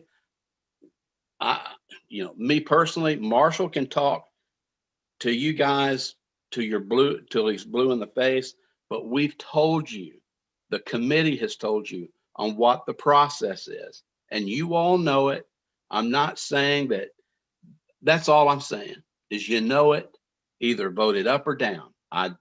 It makes no difference to me. Thank you. Alderman Skidmore, thank you. Alderman Campbell. Thank you, Mr. Chairman. I appreciate that. During all this conversation, there are other items that have come up here, but I'd like to ask Marshall a couple of questions if he can come back up to the podium for a moment. He's with us. Go ahead. All right, I appreciate it. Marshall, we've talked since I've been on Public Works Committee for quite a while. We have a good relationship. When is Fire Hall 7 going to be bid out and a signed contract in our hands so we can start construction of that? Because right now in this hot economic time that we have, the problem with that also comes with higher costs for construction materials. Anybody that's been out to buy a 2x4 or a piece of plywood lately will tell you that the price has gone through the roof, just like drywall and other items that will be used in that fire hall. So I realized we had like a projected of $2.7 million for it. There's a good chance, since it's almost a year later, that we're looking at another $1 million to add to that fire hall. And that will come out of your general fund. And also, we talked about Paving Harbor, Neptune, and Riviera. Well, I brought that up 4 years ago, and I was telling Mark that as chairman of the committee that, hey, we need to get over there and pave those streets. I drove that neighborhood, and I was shocked how bad Neptune. I drove to the end, turned around, came back out, and I was really shocked at how that road was falling apart 4 years ago. So it definitely needs to be put on the list, and I agree. I can support the $500,000 on the list, not 1.5, because here again, the cost of this fire hall we have committed to build is going to go up. It will not be built for 2.7. It's not happening. And also, the Walton Ferry Road realignment, that's $1.5 million. Marshall, what exactly did you say regarding the Walton Ferry Road realignment? And also, if you could address the fire hall, when that will be bid out and the bids brought back in-house, so we can review them and sign the contracts and get started on that, because we are waiting and waiting and waiting. And I'm going to come back and talk some more, but I'll let you answer those, Marshall. Thank you. Okay, thank you. Thank you, Pat. The fire hall number 7, the architect is currently working on those plans. And I can't remember exactly when they're due, but Chief Bush may be able to speak to this better. I anticipate having those done in the next 2 to 3 months, and he can jump in and correct me if I'm wrong. But once those are done, hopefully this summer, we will advertise those for construction, and then be receiving bids hopefully late summer, early fall for that building. And you are right, the construction dollars have increased dramatically over the past year. The Walton Ferry alignment, I've requested $1.5 million in the budget for this next fiscal year. And my hope is that we can divide that number in half and spread it out over the next 2 fiscal years. Hope to have an answer on that in the next week or two. But at least the 1.5 million needed for Walton Ferry, we would need 750 for this fiscal year if that is approved by TDOT. I appreciate that. And the reason why I bring that up is because Walton Ferry has been talked about in our city for over 35 years. It's been moving through the process for probably 20 plus years. And we're finally at a point where this project is moving forward. Even when you talk about Winston Hills, Rockland Road, and some of the other capital projects that we have before us, Winston Hills, if we're lucky, 10 years from now, you'll start that project. I'm just talking straight up honest here, people. It's the way the wheels of the state of Tennessee move, as well as we're dealing with CSX Railroad. It's just a drawn out process. And those costs are going to double between now and the time that we build that underpass, if we ever build that underpass. And then you've got the Rockland Road, work on Rockland Road is here again. All these projects, the cost just keep going right up right now due to the cost of materials and labor and everything else that's associated with it. One other thing, the reason why I want to leave the 1.5 million in the general fund is because if we leave it in the general fund, or if we roll it back into the general fund, then we can turn around and use a healthy general fund at July 1 to be able to do paving July, August, September, and October. we can get a nice bang for our buck as we move forward. And yes, I'm grateful for the taxpayers staying right here in Hendersonville and spending their hard-earned money here at home. And I'd like to also point out that when my second year as an alderman was the first year that the city of Hendersonville ever had the sales tax outpace property tax collections. First time ever. And that's a blessing for our city, and we need to utilize those funds properly because we have other obligations coming forward. If we don't get the SAFER grant, we're looking at $650,000 right there. We also have some other patrol cars and things inside to purchase as well. So again, I can support the 500,000. I'm going to pull back from the 1.5 million this time. So thank you very much. Appreciate that. Alderman Campbell, thank you. Alderman Cunningham. Thank you, Mayor. I would be remiss in not address aldermen from Ward 1 and the alderman from Ward 6 to actually threaten me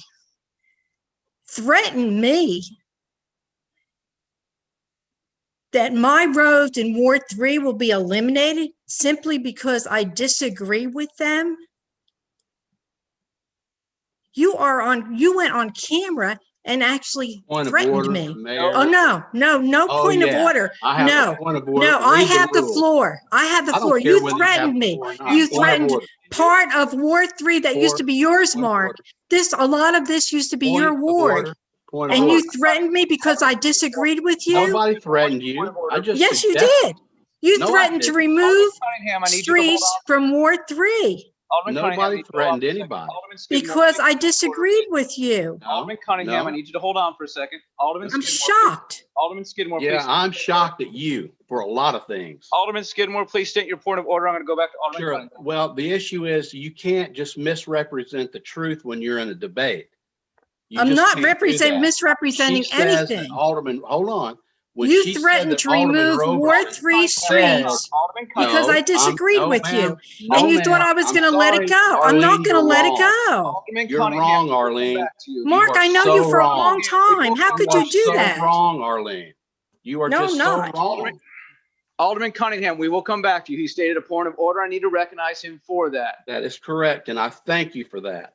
But when she misrepresents the truth and says that to Alderman Roberson and myself, there was no threat. Alderman We just suggested it. Skidmore, thank you for stating that. I agree with you. There's no threat. Alderman Cunningham, Thank please you. go ahead. Thank you very much. You threatened No, to remove. point of order again. Please restate. No. Okay, then I'm going to use a different word. I don't care. You can use any okay. word you want to. I'm not but going to don't say go around threat. saying we threatened, because that's not true. Alderman Skidmore, hold on. Alderman Cunningham. That is a falsehood. Alderman Cunningham, please make call it statements that are factually correct. Go ahead. Okay. You call it what you want. You're certainly doing that. You indicated because I disagreed with you and I disagreed with Alderman Roberson that you were considering removing Alderman Ward Cunningham, I'm gonna 3 cut you off. We're streets gonna come back from the to you. paving schedule. Alderman Cunningham, we're going to come back to you in just a second. Alderman That's Brown. it.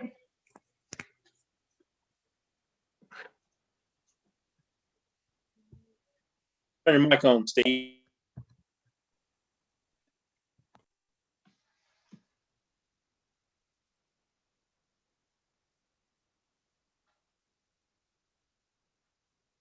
Alderman Brown, go ahead. Okay. I'd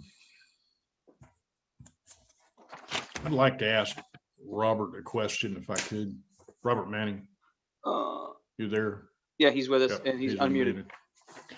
And here's my question on the TDOT debt of 1.5 million. Whenever that comes, can we actually split that debt up 750,000 in different years?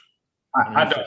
Is that a comptroller? Yes, we can, or comptroller? No, we can't. Or This is the first I'm hearing of it, but I, in my opinion, no. I mean, we can get clarification, but I think we're fairly well committed to this and need to be appropriating the entirety of this project.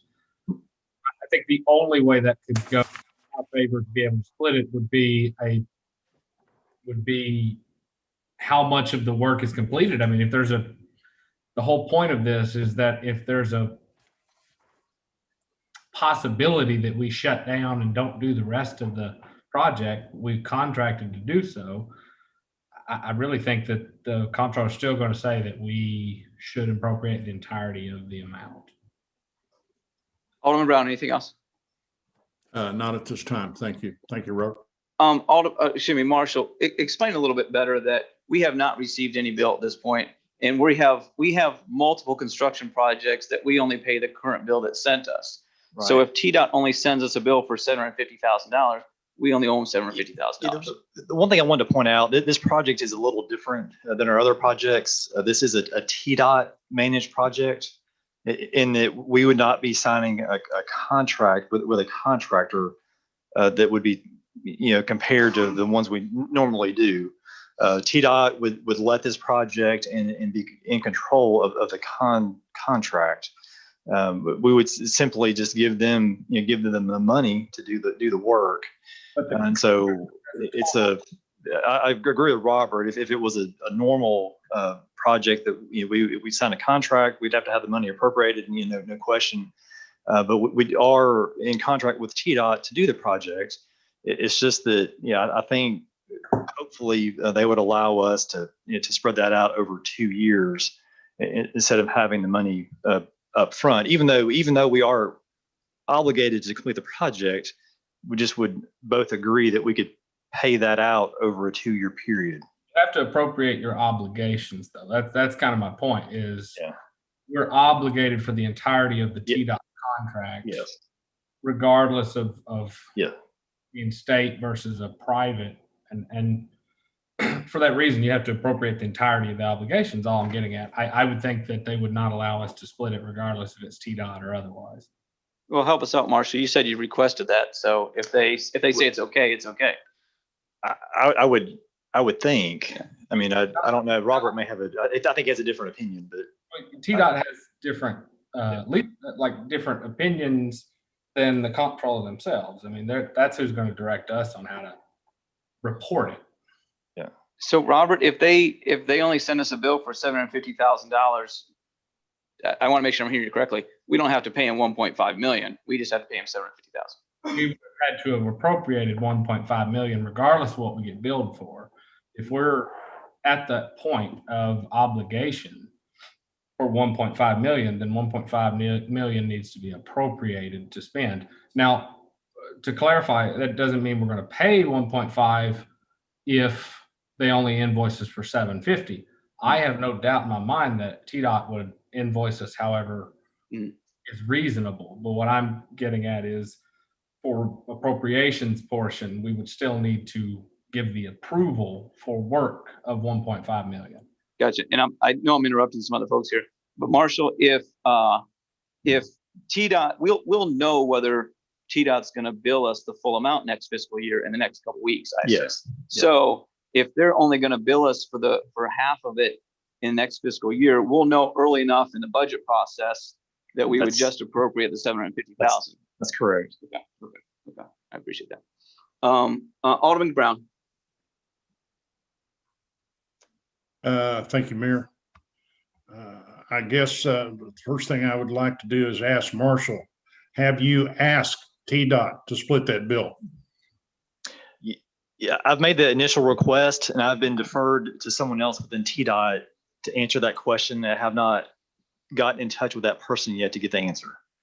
And so I have to do that, and I should have that in the next week or two. In the next week or two. Okay.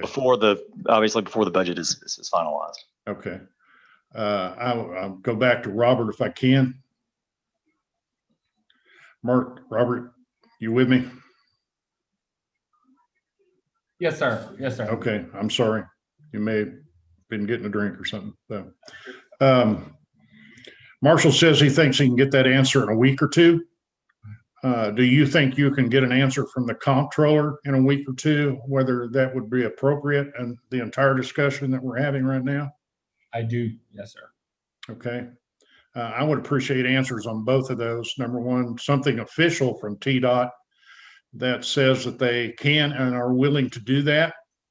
and something official from the comptroller to Mr. Manning explaining our situation, our question, and their answer would certainly help me down the road. But I would go back and say again that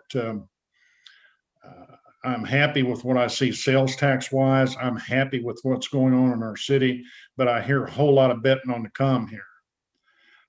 If something else happens and we have a disaster where people are not shopping, spending money, going out to eat, whatever they spend it on, then if we pay 1.5 million out in paving, if we can do that, and we are called for a $1.5 million bill from TDOT, plus we have a couple other small things on there between 500 and $1 million, 500,000 and $1 million that Mr. Campbell was mentioning a while ago. I don't know.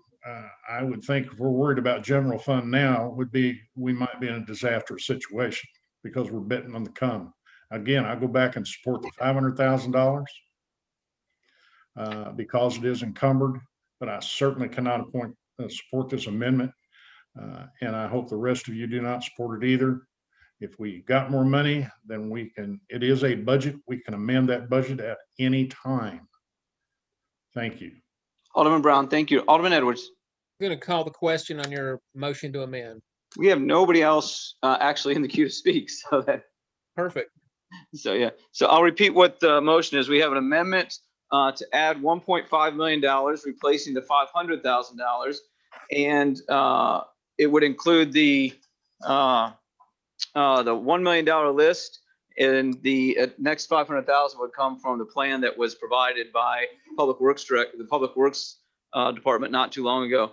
And again, if you want to, what we're voting on is Berrywood Drive, Hickory Trail, Shady View Drive, Shawnee Drive, Melanie Drive, Southern Trace, Shoot Lane, Georgetown Drive, Hickory Hill Drive, the View Road, Walnut Trace, Walnut Court, Briarcrest West, Briarcrest East, Briarcrest Lane, Crooked Creek Court, Pecanwood Court, Hannah Drive, Knob Circle, Crooked Creek Lane. If this amendment passes, all of those roads will be paved before the end of June. And then if this amendment does not, then we'll have to come back and deal with the main motion. All those in favor of the amendment, please signify by saying aye. Those opposed, please say no when Annette calls your name. Brown, No. Campbell, No. Collins,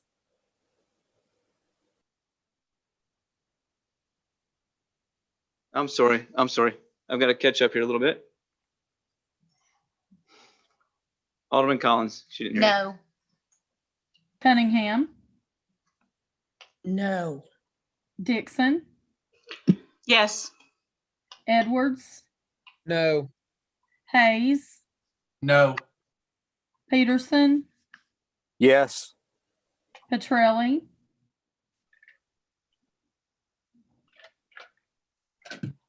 She's frozen. She looks frozen or asleep. I think she's frozen. Alderman Petrelli, are you with us? Oh.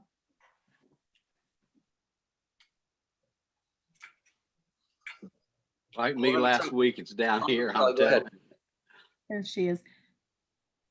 Petrelli, I'm sorry, I don't know what happened, but I got removed.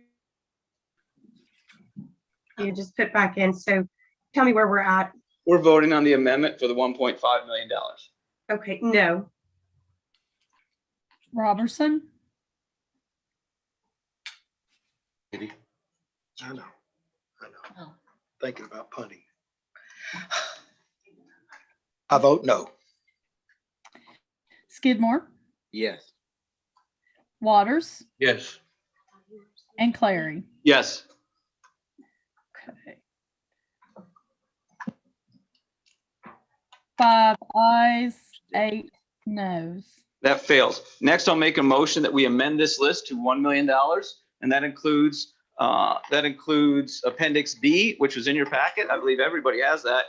And we would change the wording from at the back of the end of the proposed amendment from $500,000 to $1 million, and it would be Appendix B. What that means is all those roads that I just read, all of those roads would be paved by the end of June.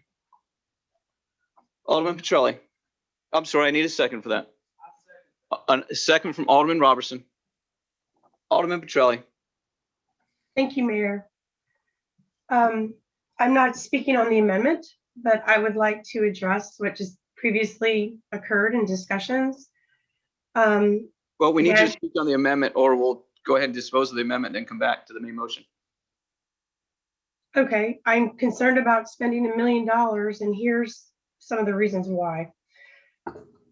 First of all, when we voted a couple of weeks ago for the amendment, which I proposed for this strategic development or strategic plan for paving, to have an idea about which streets are being paved or proposed to pave, what's the time frame. I appreciate everybody that supported that, which I think eventually became unanimous, but I was quite vilified, not only in the meeting, but on social media, that how crazy was it to have a strategic plan about paving. Well, I'm thrilled that, first of all, we are actually getting lists of streets after 4 years, that we have some understanding of streets being paved. And that's a really positive momentum. Again, I go back to the $250,000 study that we paid for our most failed roads to be paved first. And that's a pretty simple ideology of how to pave roads, okay? So I still don't, I know we discussed it, I still don't understand all of the jumping around. However, the reason that we paid a bunch of money, first of all, to discover what are our absolutely worst roads in town, but was to take politics out of paving. And I am concerned what one of the aldermen from Ward 6 stated about taking away potential projects from another ward just because one or possibly both of the aldermen didn't happen to agree with that figure amount. I really find that I really don't know what to say about that. I mean, we all disagree on things up here, but we also agree on some things. We all want the best for the city, but that is the whole purpose of why we paid $250,000, was to avoid statements like that. Alderman saying, if you don't vote for this, guess what? We'll just cut it out of your ward. That is not the spirit of this city. We are all to work together to make sometimes very difficult decisions.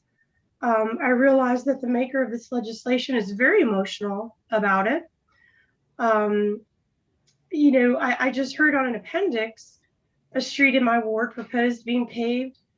That street, when I left for college, didn't exist. And when I came back from college, it exists now. 30-year-old street, again.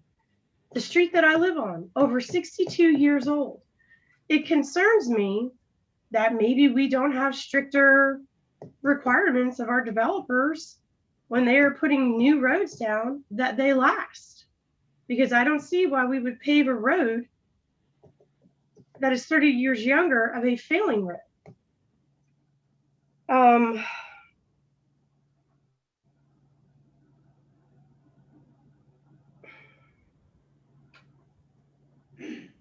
I will also mention that the same alderman who, you know, threatened to take away road paving from Ward 3 also stated that my strategic plan was of some type of horrible regime. So again, I find it ironic that here we are now with an actual road list to look at after 4 years. So I'll be honest with you, I'm kind of disturbed of some, you know, some of the statements tonight. For anyone alderman, and I love all you guys, but for anyone alderman to claim, well, I'm going to get this road paved or that road paved, that's fantastic. I never say that to a constituent. I advocate for all of my constituents' roads because I don't make promises that I can't keep. And I shouldn't be making promises to pave roads. I should be making promises for advocacy of getting those roads paved because we have a list of failed roads, which should be paved first. I will also mention that while we are all politicians up here, I think throwing out folks into conversations who are not represented on this meeting, candidates, past candidates, future candidates, is completely inappropriate. And I'll address that to my partner, Mark Skidmore. And I love you, Mark, but that was really inappropriate. Bring it on, baby. I'm just saying it was inappropriate. I have never once attacked. Bring it on. Because I got pictures of you guys, man. So don't sit there. Oh, wait a minute. Admit right now. Point of order, point of order. Point of order. Point of order. Go ahead. Go ahead. I'm sorry. I'll wait, Peg, because I was waiting for you to say it. Go ahead. I would like to address what you just said. You have pictures of us, what, walking the neighborhood? Alderman Petrelli, we need to stay on the amendment, please. Stay on. I am on the amendment, and I'm not going to tolerate politicians sitting up here attacking citizens. That's inappropriate, Mark. And Alderman Petrelli, stay on the amendment. Hey, you know what? It is inappropriate. Skidmore, we're going to allow Alderman Petrelli to go forward as long as she stays on the amendment. It's very inappropriate. Mayor, I am not going to tolerate being spoken over. This is why our city is constantly in the news for embarrassment. I'm going to address it. It is inappropriate for us to be, when we have citizens' comments, if a citizen was to come up and to speak negatively about, by name, any of us, somebody in the audience, somebody that used to work for us, that is inappropriate. And you sometimes address it, sometimes you don't. But it's an uncomfortable situation. And I really hate to see this going on in meetings. We are here to be talking about paving, not about penalizing other wards, not about taking pictures of people, which I find completely disturbing. Alderman Petrelli, stay on the amendment, please. She's not going to, Mayor. Just let her go. The disrespect that comes out of this board at these meetings at times, I rarely, if ever, take the floor for a very long amount of time. And I'm very patient. I am very concerned about the tone. Alderman Petrelli, we're going to come back to you. Alderman Brown, go ahead. Thank you, Mayor. I have a question on the amendment, and I want to make sure I heard this correctly.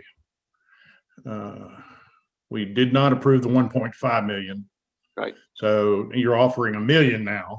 Right. We have 500,000, and now we're trying to bump that to $1 million. Yes.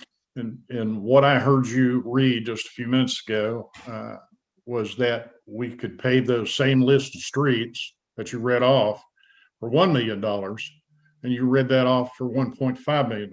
The 1.5 list also includes the next group from the pavement plan that our Public Works Department put together. The $1 million list does not include that additional group, just Appendix B. Okay. Thank you. Thank you. Alderman Collins. I'm going to restate what I said in the previous meeting about this, which is that I think that overspending in this fiscal year will not provide for what I would consider to be an adequate general fund. And I do not think that if we don't have an adequate general fund, we compromise our ability to stick to the plan, which is 2.8 million a year forever and ever. Amen. And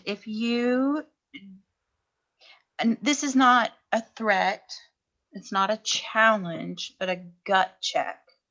If you believe that we can spend $1 million in the next month, have an adequate fund balance, be able to spend $2.8 million, be able to fund our public works projects whenever the state pulls the trigger on that, and we're able to do that, and anything else that might come up that's unanticipated, like the 30% increase we've seen in lumber costs and how that might impact our capital improvement projects.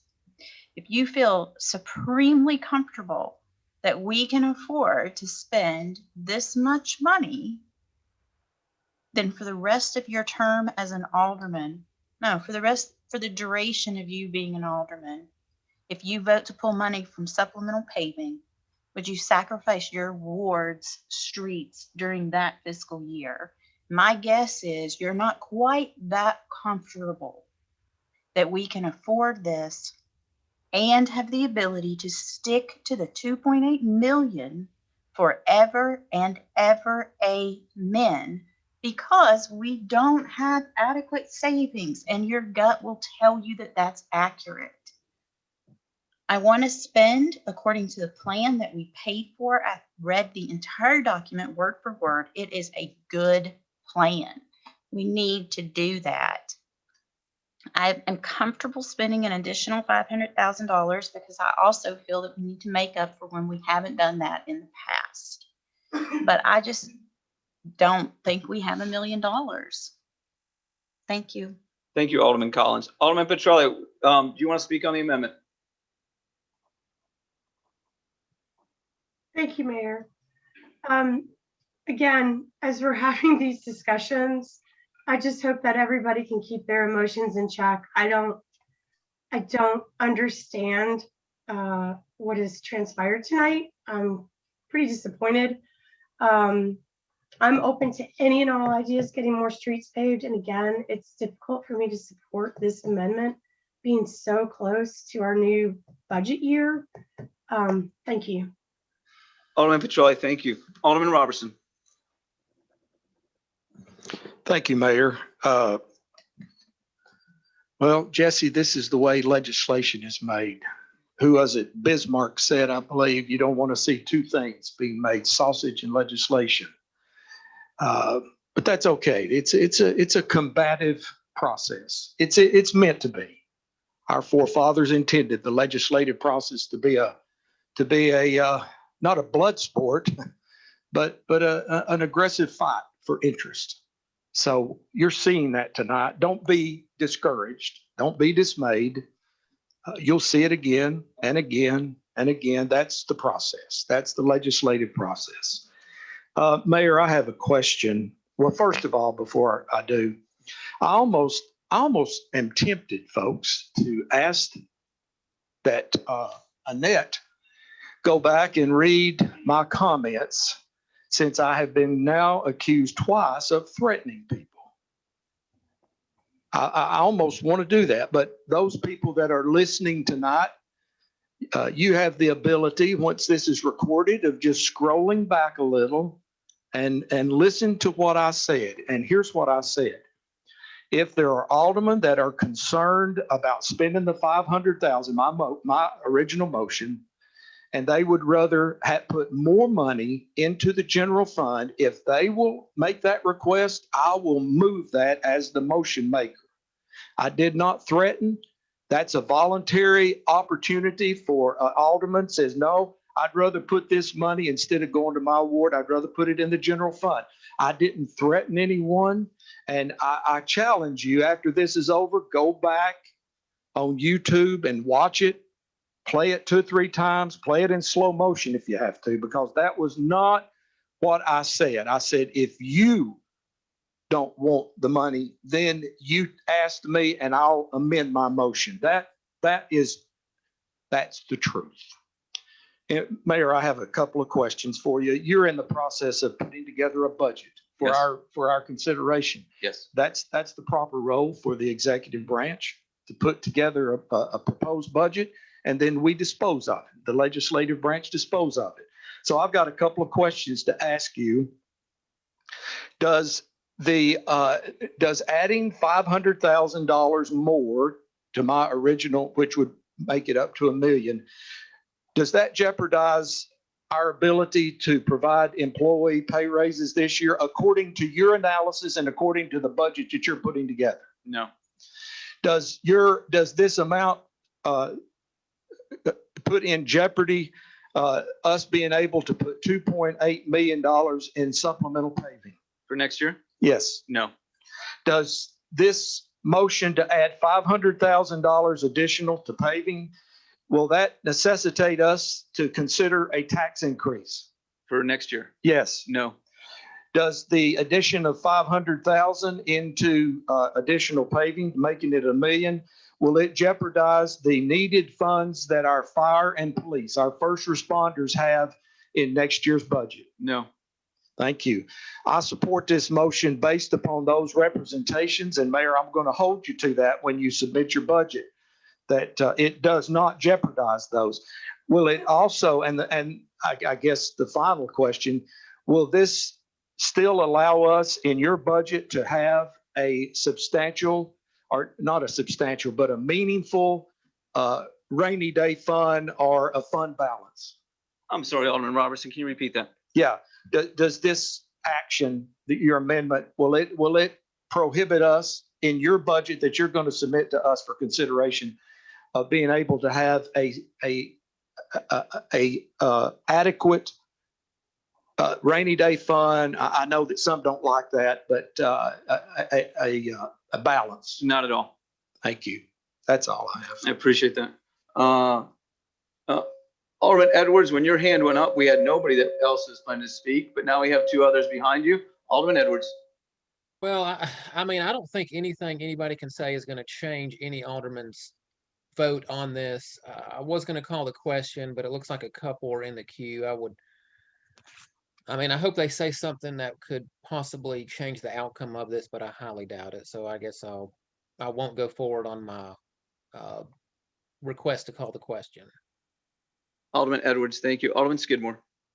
Yes, thank you, Mayor. Listen, sometimes, I've been, which I agree with, sometimes I fly off the handle, but I speak the truth.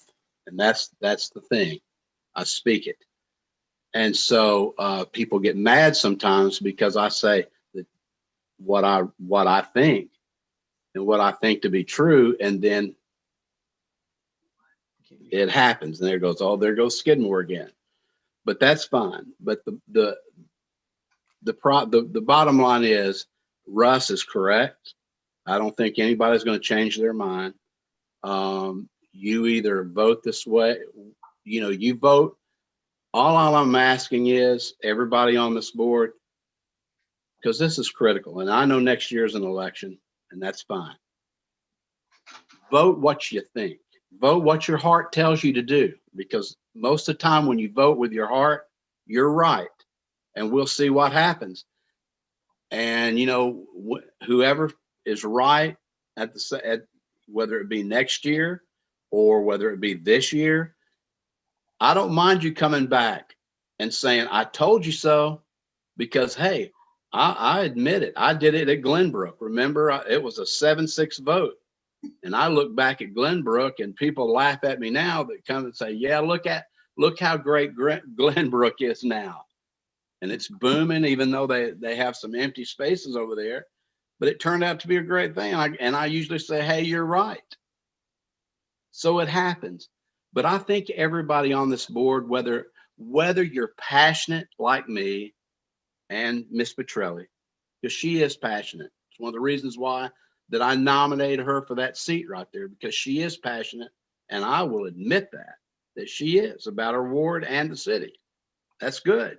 That's what I want. I didn't want a yes man over here in Ward 3. I wanted somebody that would vote how they feel, regardless of whether it was me, for me or not. It didn't matter, because that's how I feel when it comes to the seat on the Board of Aldermen. But the fact remains is you vote how you feel tonight, and we'll see where it lands, man. I mean, that's the way that it goes. I thank you, Mayor. Alderman Skidmore, thank you. Alderman Campbell. Thank you, Mr. Chairman. Real quick question. Alderman Robertson was bringing up some issues related to next year's budget. I just want to clarify, when you said employee raises would not be impacted by this, is that including a step increase and a cost of living adjustment, or just one or the other? It's both of them. My intention is to have merit increases as well as a cost of living. Okay, so merit as in step increases for everyone. All right. Is that what we're talking about here? When he asked me about raises, this 2.5% step increase we normally have for our employees that the pay study told us to stick 2 years ago. I was just curious, is that the step increase that we're talking about, as well as a cost of living adjustment, or one or the other, or something thereof? I'm just curious what type of adjustment you're looking at when you say merit increases.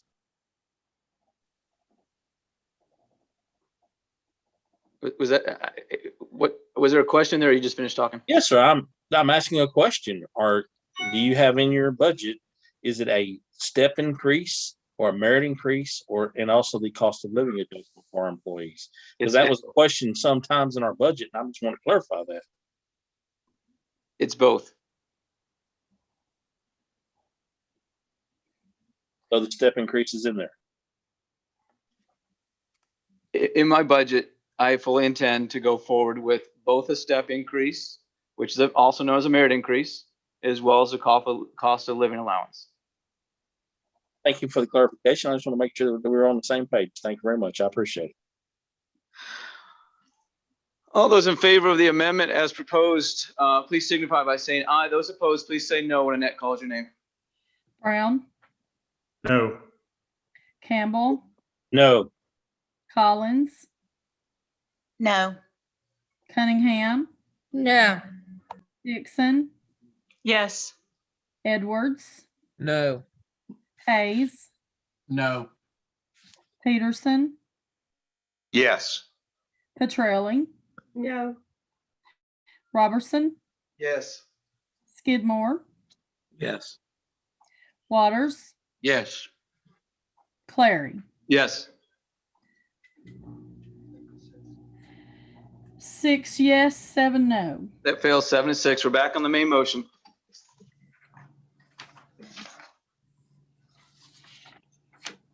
All those in favor of second reading of ordinance 2021-14, please signify by saying aye. Those opposed, please say no.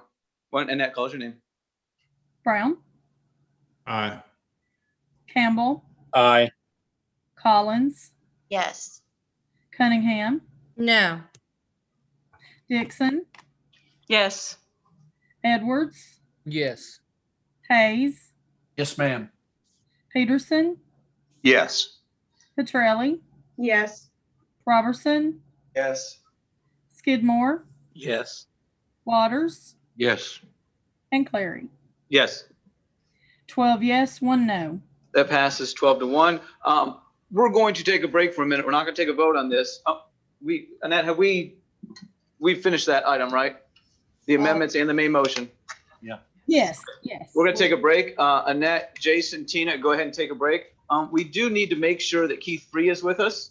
And I'll take care of that in just a minute. We're going to take a break for 5 minutes. We're not going to take a vote. I won't do any business for 5 minutes. Okay. Keith, I see you. Thank you for saying mute. I forgot about that. I want to talk to you after about.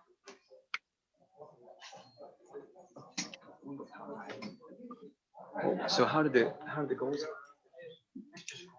The old way it used to be, you know, it's not politics anymore, it's personal. Embarrassing.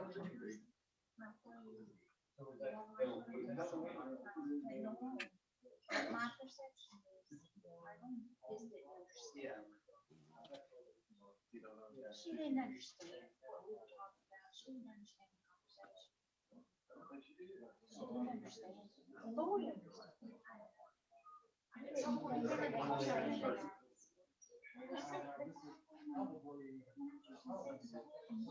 Right.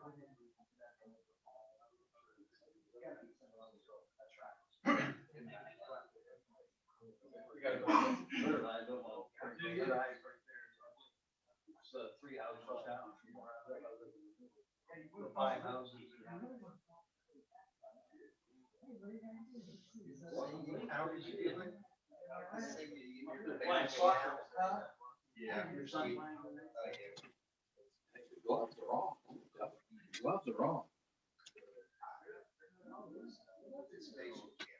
I know, but that's good because See, that's good. That I brought her into it because she can't see. She was getting ready to deny that she never did, and Clary stopped it. I was going, wait a minute. I was going to say, tell me you did not support Casey Johnson. If she said that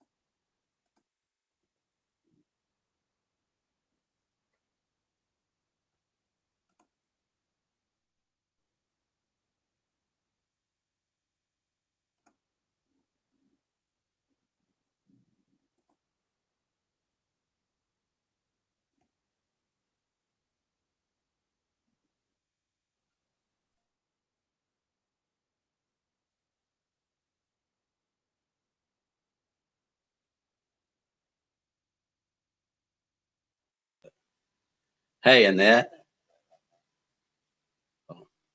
Yes. your hair looks good. Thank you. How long have you had it? When did you get it cut, or did you cut it, or is it just a new style? I got it cut last week, but it's basically the same style. Just got it cut last week. Well, you look good. Well, thank you. All right.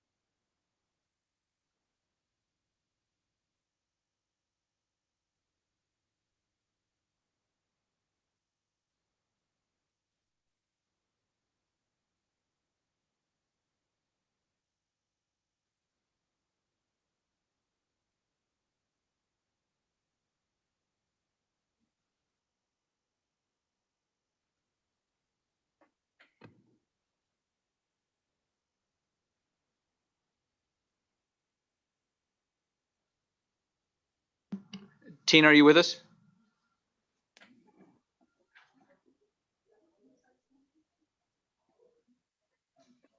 Yes, sir. Okay, thank you. Annette, you're with us. See you, Jason's with us. Y'all, we're gonna get going here in about 15 seconds.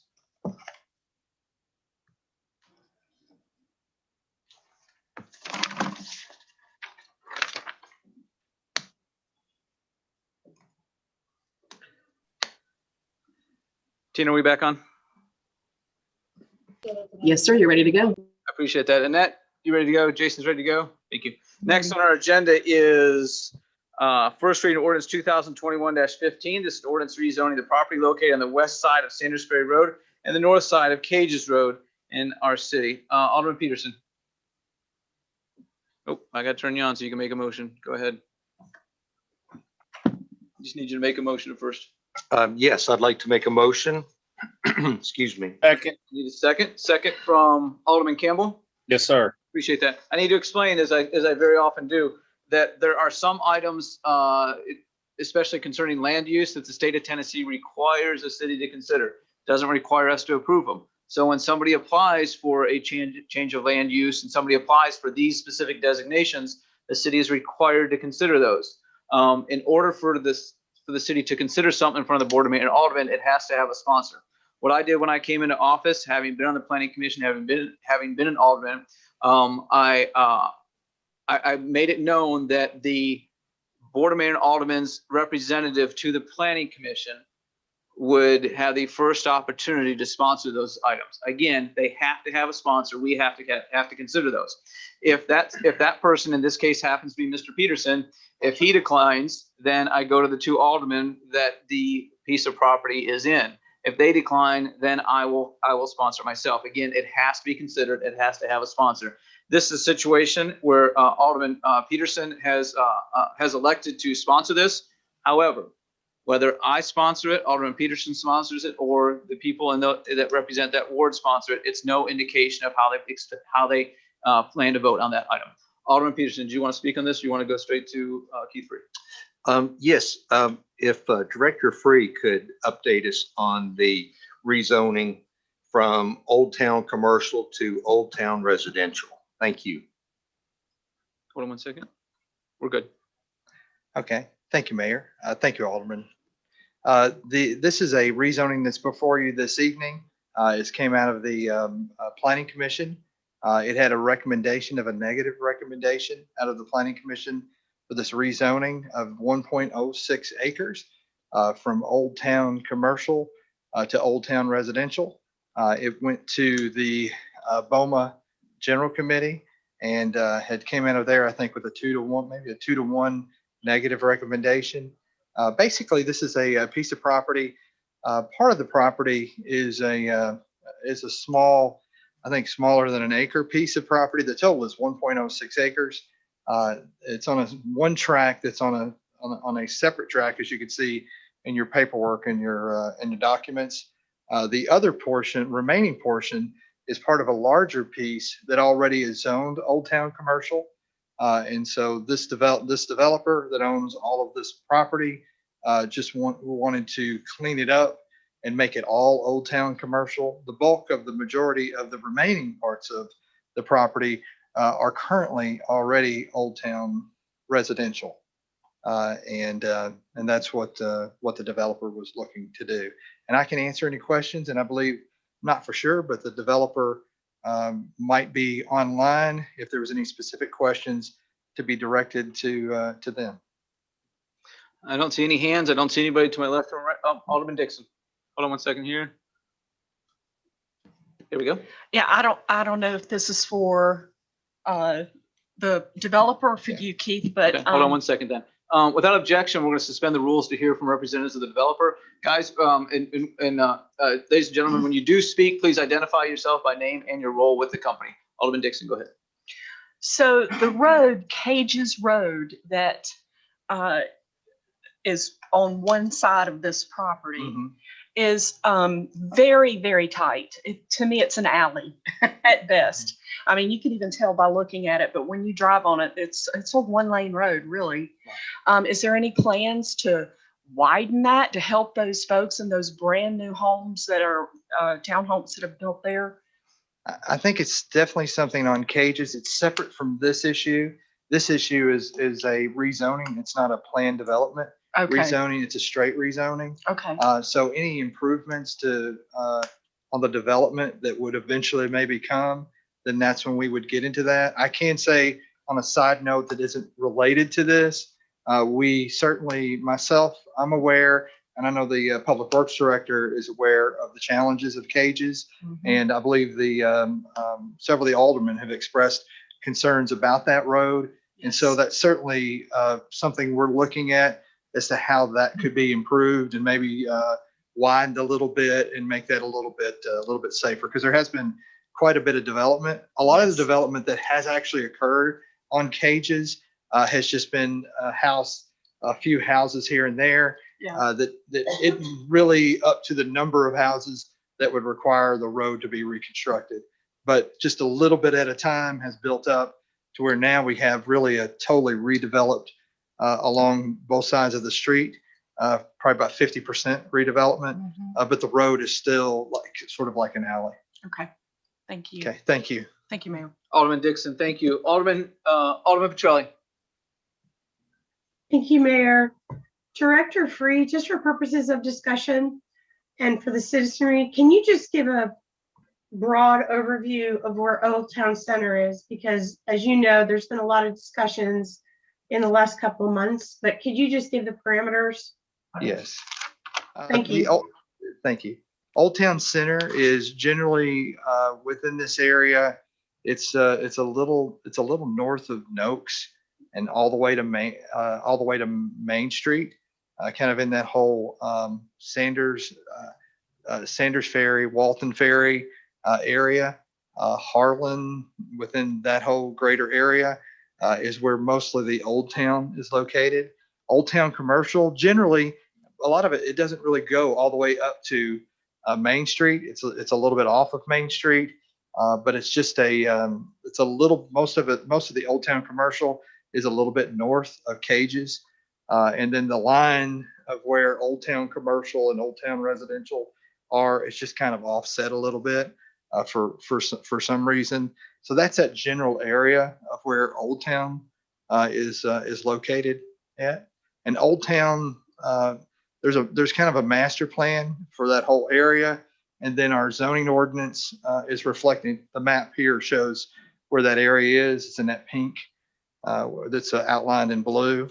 And then you can see the Old Town commercial, and that's kind of representative of where the majority of Old Town is located. But this is something that we are looking at over the next year with this area and all of West Main Street, to look at a redevelopment plan for this area. It hasn't really developed, I think, what the vision of the plan was. And mostly, I think the reason it hasn't developed to its full potential is because the way the zoning ordinance is and the way the plan is for this particular area, you really need to be able to acquire multiple pieces of property because they're all small, but people have been developing just little small pieces. So really big things haven't happened over there. So it's kind of limited implementing the full vision of what the Old Town plan was. But we are looking at over the next year to revisit that vision and see if that's still the vision that we want for the future. Correct. Thank you, Keith, because I know that there was confusion that some folks thought that the zoning ended at Imperial or followed Imperial. And I appreciate all the discussions that you and I have had over the last 2 years about my concern about this zoning and bringing it up to speed. Thank you so much. Thank you. Alderman Petrelli, thank you. Alderman Waters. Thank you, Mayor. Keith, all we are subject to this evening is the rezoning, right? That's correct. No development at all. No. So you're going from going back to your general committee, you voted 4-5 to defeat that. Can you explain to us how and why? What brought this? Why do you not want to approve is what I'm trying to get across. Well, myself and Alderman Peterson are kind of here on behalf of the Planning Commission with their recommendation. To be honest with you, there was no clarity necessarily given to the vote. So there wasn't a lot of discussion explaining necessarily why that vote went that way. I would just be sort of guessing as to what that was. There wasn't really a lot of assertion on that. There was concern about multifamily, but staff was able to address that. In Old Town commercial, you can do multifamily. It just has to Keith, be. hold on 1 second. Jason, what do I need to do? Turn off Alderman Waters for right now? Okay, Alderman Waters, I will turn your microphone back on in just a second. So Keith, go ahead, please. So for example, in Old Town commercial, you can do multifamily. It just has to be on the second floor and above. You could still get 15 units an acre, which is the same you can do in Old Town residential. So really, there's only really two differences. And we pointed this out after some of the planning commissioners asked the question of really what's the difference between the two zones. It's really just that to get multifamily on Old Town commercial, you just got to build commercial underneath of it. In Old Town residential, you don't have to. Old Town commercial, which it's zoned now, you can actually do vacation rental. In Old Town residential, you can't do vacation rental. So that's really the only real differences that are involved. We'll come back to planning the same. If this rezoning is approved, then eventually probably this developer that's asking the property owner / developer would come back with a site plan for a development. Right, okay. I think this particular developer, and he may be on the line here this evening, I think his intent initially was to do townhomes. Originally, townhomes Yeah. was approved for that area, but this is straight zoning, so it really doesn't matter what somebody says they're going to do. Yeah. Once they have the zoning, which the majority of this property is already Old Town residential as it is right now. Good. Thank Okay. you, Keith. Thank you, Mayor. Alderman. Alderman Waters, thank you. Alderman Hayes, I think you had your hand up. Did you put it down? I did, but I'm curious, which ward is this, Mayor? Two. This is two. This is two. So yeah, I've spoken to a couple of the planning commissioners, and one voted for it and one voted against it. I'd like to know what Alderman Campbell thinks about it, as well as Peterson. I think I know how Peterson voted it on the planning commission, but I don't know about you, Pat. Okay, we'll give them a second. They've got no obligation to answer that. I'll come back to them in a second if they want to hit their buttons. Thank you. Alderman Hayes, anything else? No, sir. Thank you. Okay, appreciate that. Alderman Skidmore. Yes, thank you. Just a couple of just a couple of questions. One, how many townhomes can be built on what they're requesting?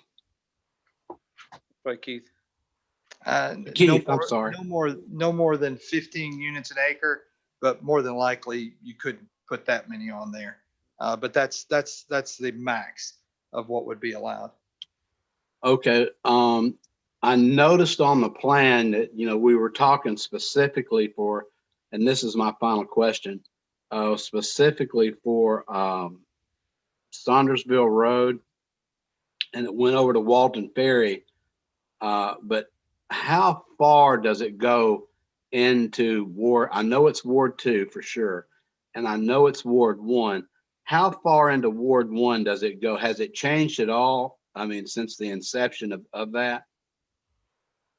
Of the Old Town boundaries? Yes, Yeah, I think it is, and I'm pretty sure it is straddled between 1 and 2. Do we need to? Yeah.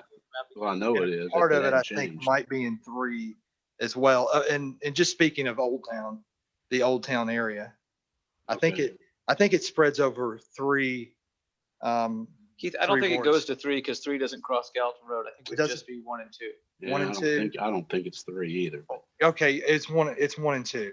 That's correct. I'm sorry. Yeah, you're right. It's 1 and 2. I was just asking if it has not changed since its inception, then I know No. pretty much because I was on the board when that stuff came through. Yeah, no, that's all pretty much what it was when Old Town was approved. The boundaries Okay. are still pretty much what they are. There maybe have been a rezoning here or there, but nothing really major. Okay, thank you. That's all. Thanks, Mayor. Alderman Skidmore, thank you. Alderman Collins. I have a question about the vacation rentals. That's with Old Town Commercial. Yes. And how is that taxed?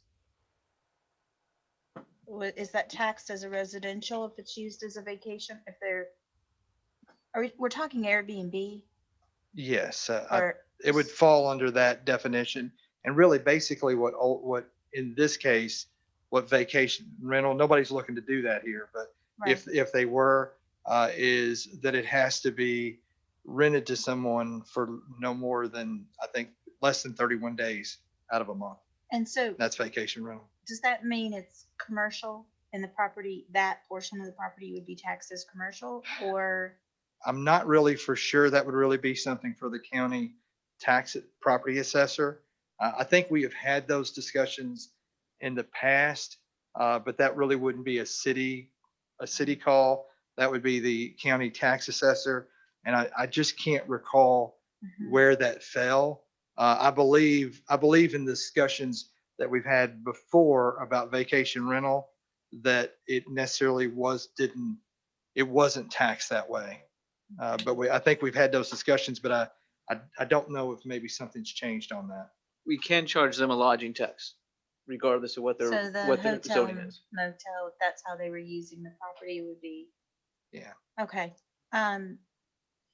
Thank you for that. I'm decided that I'm not going to support the change because I believe and stated when I was campaigning, as I think a lot of us did, that we want more of our sales tax revenue to come from commercial than residential. So we have a very limited opportunity land use wise to do that. So for me, this is about income planning more than it, or as much as it is land use. Alderman Collins, thank you. Alderman Campbell. Thank you, Mr. Chairman.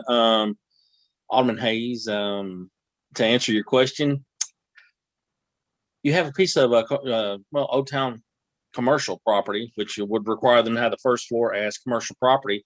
Then above that, they could put 3 stories of apartments basically on top of it, or we can convert it all into residential and forget the commercial, and they can still put 3 or 4 stories of apartments right there, 15 units per acre. I personally want to leave it Old Town commercial, as the constituents in my area over here want. I want to leave the zoning alone. I don't think really a lot of people have a good handle on what Old Town commercial means. And it's sort of specific to our area, Ward 2 and 1, in a very limited area. And I would love to see the city revisit that and revitalize that whole zoning issue, because it has not taken off like Director Free has said. And I think it's been on the books now for over 20 years. And it's still languishing, trying to get started. But to answer your question, let's just leave it the way it is. And when it develops, it develops. And I know there's some adjoining property they had asked about possibly changing it from Old Town commercial to Old Town residential as well. And I'm just not ready to do that. I think people want it to have the commercial aspect as well. I hope that answers your question. Thank you. Thank you. Alderman Campbell, thank you. I'm looking for other hands, and I'm looking to my left and to my right. All those in favor of approving, Alderman Robertson. I want to state for the record my comments of why I'm voting the way I am. I'm going to vote to deny this request on the basis of what some other aldermen have already said, of the need to retain this for Old Town commercial zoning status. Our city needs more commercial zoning properties for business development and employee opportunities for our citizens. So I therefore believe it's in the public interest to deny this request. Thank you. Alderman Robertson, thank you. All those in favor of first reading ordinance 2021-15, please signify by saying aye. Those opposed, please say no when Annette calls your name. Brown, No. Campbell, No. Collins, Hold on, she didn't hear you. Alderman Collins, 1 second, sorry. Go ahead. No. Cunningham, No. Dixon, No. Edwards, No. Hayes, No. Peterson, No. Petrelli, No. Robertson, No. Skidmore, No. Waters, No. Clary. Okay. So 11 noes, 1 abstention. Who are we missing? Oh, excuse me, 12. That would be my math. That fails. That fails. Your fault. Next we have resolution 2021. We can't hear you, Mayor. Can't hear you, Mayor. We can't hear you. I turned off my microphone so we could turn on the others. I apologize. So that fails. Next we have the next item, which is item D, that has been withdrawn. So we move on to E. This is resolution 2021-16, a resolution to adopt and recommend to the Sumner County Coordinating Committee an amendment to the City of Hendersonville urban growth boundary of the growth plan for Sumner County ratified by the Hendersonville City Council pursuant to Public Chapter 1101, Acts of 1998. Alderman, also move.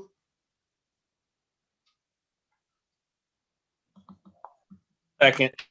Second from Alderman Campbell. We've got Keith Free here available if we need him.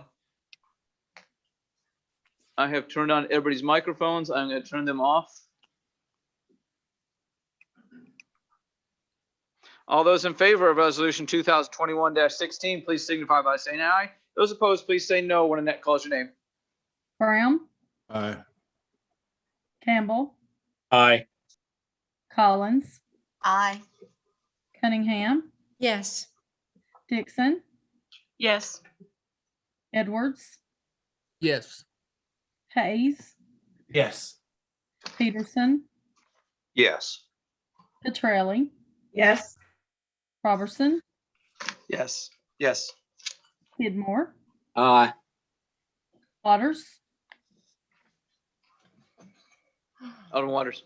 Aye. Sorry. Clary. Aye.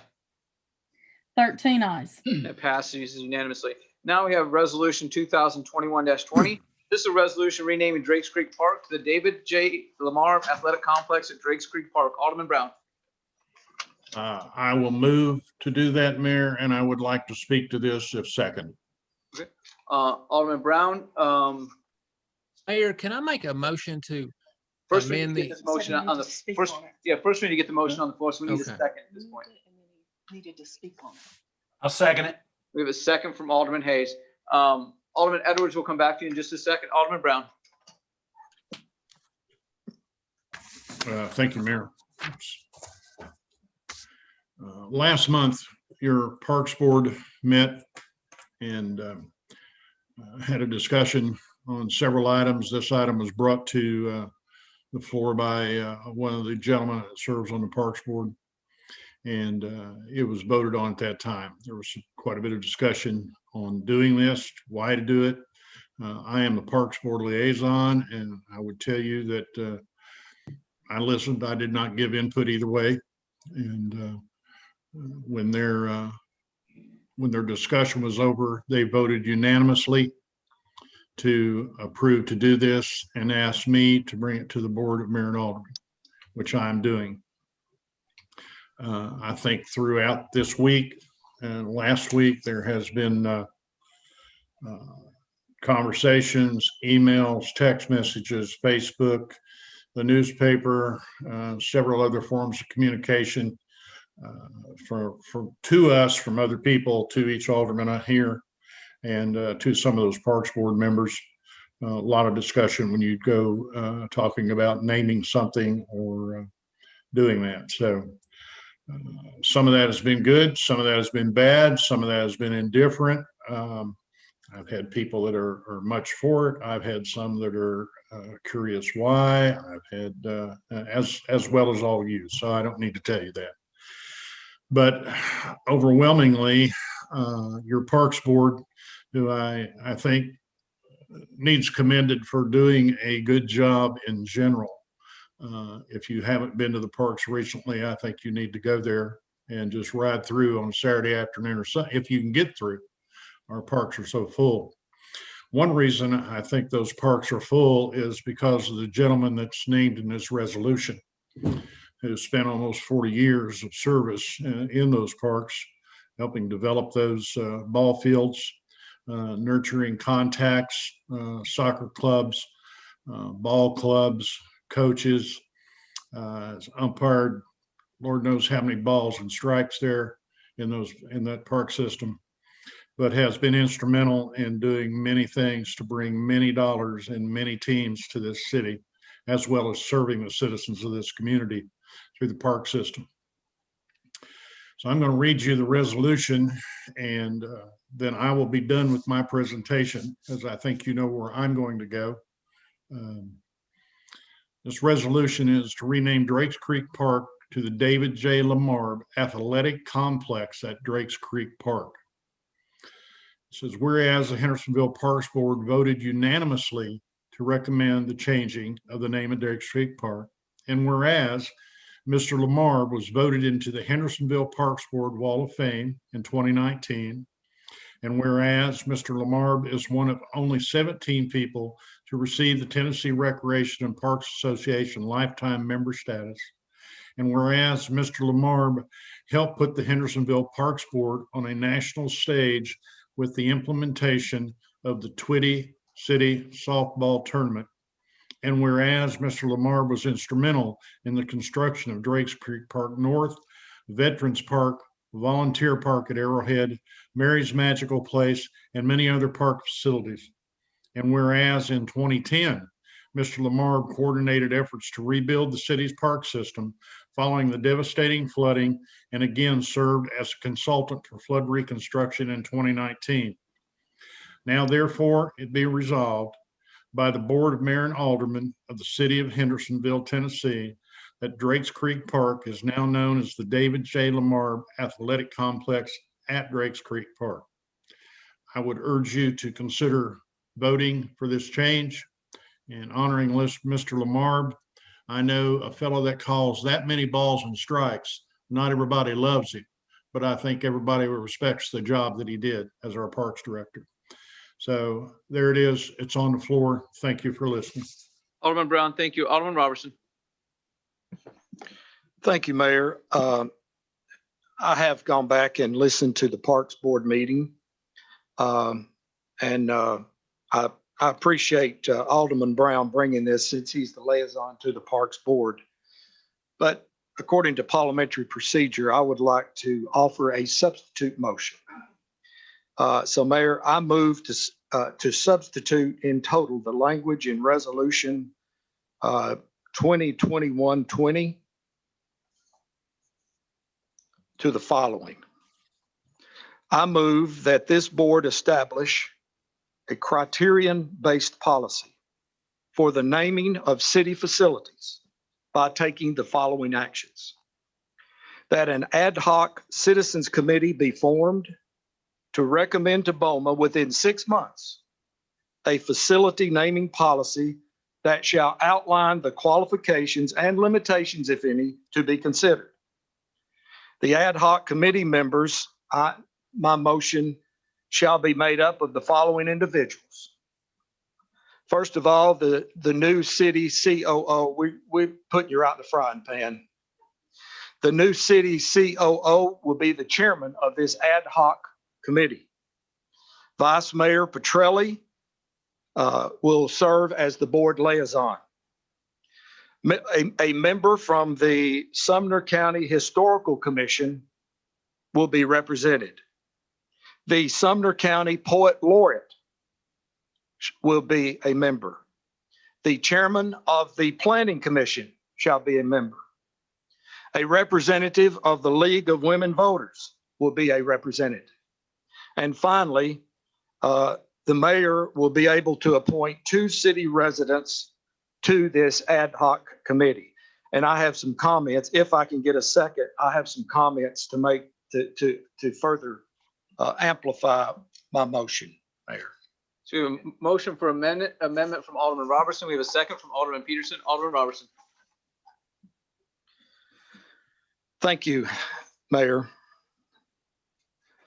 My substitute motion is by no means an attempt to besmirch or impugn the name and career of Mr. Lamar.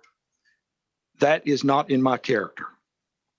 Like so many other current and former city employees, Mr. Lamar did his jobs as Parks Director with passion and vision.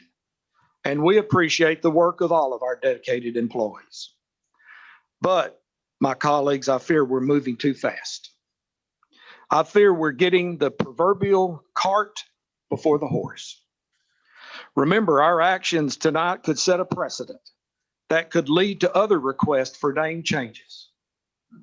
My motion is not about personalities or politics, but rather it's about establishing for this board a proper decision-making process. I contend in due time, this board can consider renaming or modifying the name of Drakes Creek Park after Mr. Lamar. But first things first. First, we need to establish a policy that will guide this and future BOMAs when considering such controversial changes. Yes, they are controversial.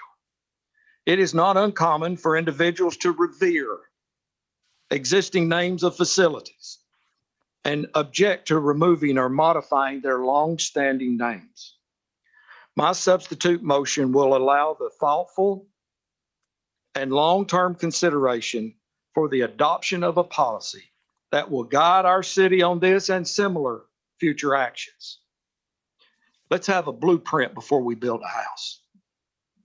At the present time, BOMA does not have an established policy on the naming of city facilities. We have a procedural policy in place, but not a qualification or a criterion-based policy. Without having the latter, it sets up our city to fumbling over this issue perpetually and causing potential division. The current renaming of the historic Drakes Creek Park, I contend, is just the beginning. In fact, the naming of the Beatty Farms, the Durham Farms Park are on the horizon as well. Having an established policy well vetted publicly on this activity removes personalities and should lower, hopefully, the public temperament when we are faced with such a request. Some of you on this board will remember vividly the controversy that arose with the naming of Volunteer Park and the suggestion to name Beatty Farms Park after Officer Bristol. We need a better method and a better system. We have approved hundreds of policies, from codes to planning to fire and police to board committees and decision-making processes. These policies are intended to elevate and promote good policy decisions. We now need a policy on the naming of facilities. At this time, I would like to share with you one local example of a public policy on the naming of facilities that appears to be working. Tina, if you could put the document that I have, put it on screen to share, please.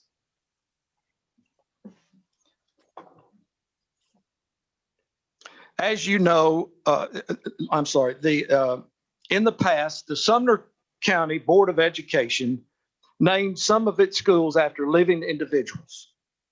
You all know examples of this practice. The board revised its policy in June of 2009 to discourage this practice. The practice of this revised policy resulted in the naming of the new high school, Liberty Creek.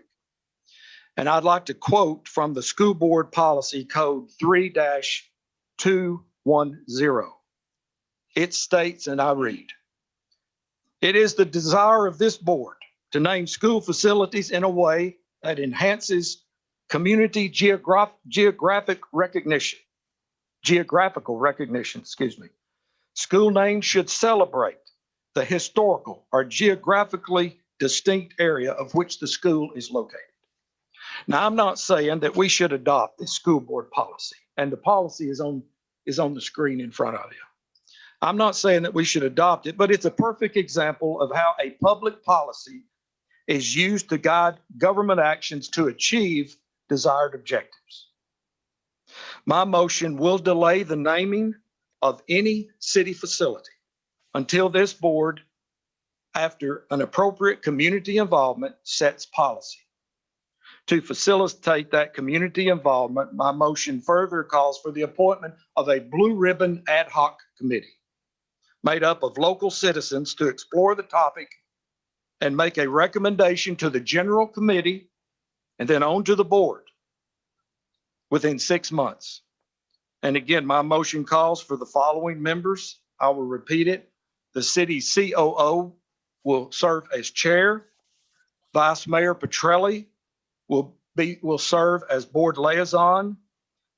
A member of the Sumner County Historical Commission will be represented. The Sumner County Poet Laureate will be represented. The chairman of the Planning Commission, a representative of the League of Women Voters, and 2 citizens residents appointed by the mayor. Again, the timetable for this policy recommendation for us to vote on is 6 months. So I'll be glad to answer any questions that you may have, but I urge my colleagues to consider this approach of setting a policy first and not putting the cart before the horse. Thank you, Mayor. That's all I have to say. Alderman Robertson, thank you. Tina, can you take that down, but of course have it close by? Alderman Edwards, did you want to speak on the amendment? Yeah, I do. So Alderman Robertson, you're making a motion to include all that language as part of this resolution? No, all that would be in in my substitute motion, as I read, what I just read would be in the legislative Okay. history, but no, it would not be. The simple motion is what I read. I move that this board establish a criterion-based policy for the naming of city facilities by taking the following actions. And Right. that an ad hoc citizens committee be formed to recommend to BOMA within 6 months a facility naming policy that shall outline the qualifications and limitations, if any, to be considered. And then I list in that the ad hoc. So it would be a very short resolution. Right. So that, well, the way I think of motions, it would slightly change, kind of like we did with the attempted motions to amend your ordinance. But this completely changes everything about this. I think the better practice would be, I think what you should probably submit is an ordinance. I think even an ordinance, I don't even know if this would be a resolution, to do what you proposed. Instead of me making a motion to amend your motion to amend, do you think you should request to defer the resolution before us so you can submit a proposed resolution or ordinance doing what you suggested? Because I would support that. To just put this off and I would probably, just based on what you said, I would probably support a resolution or ordinance stating what you said, but I would like to have some time to think about it. Okay,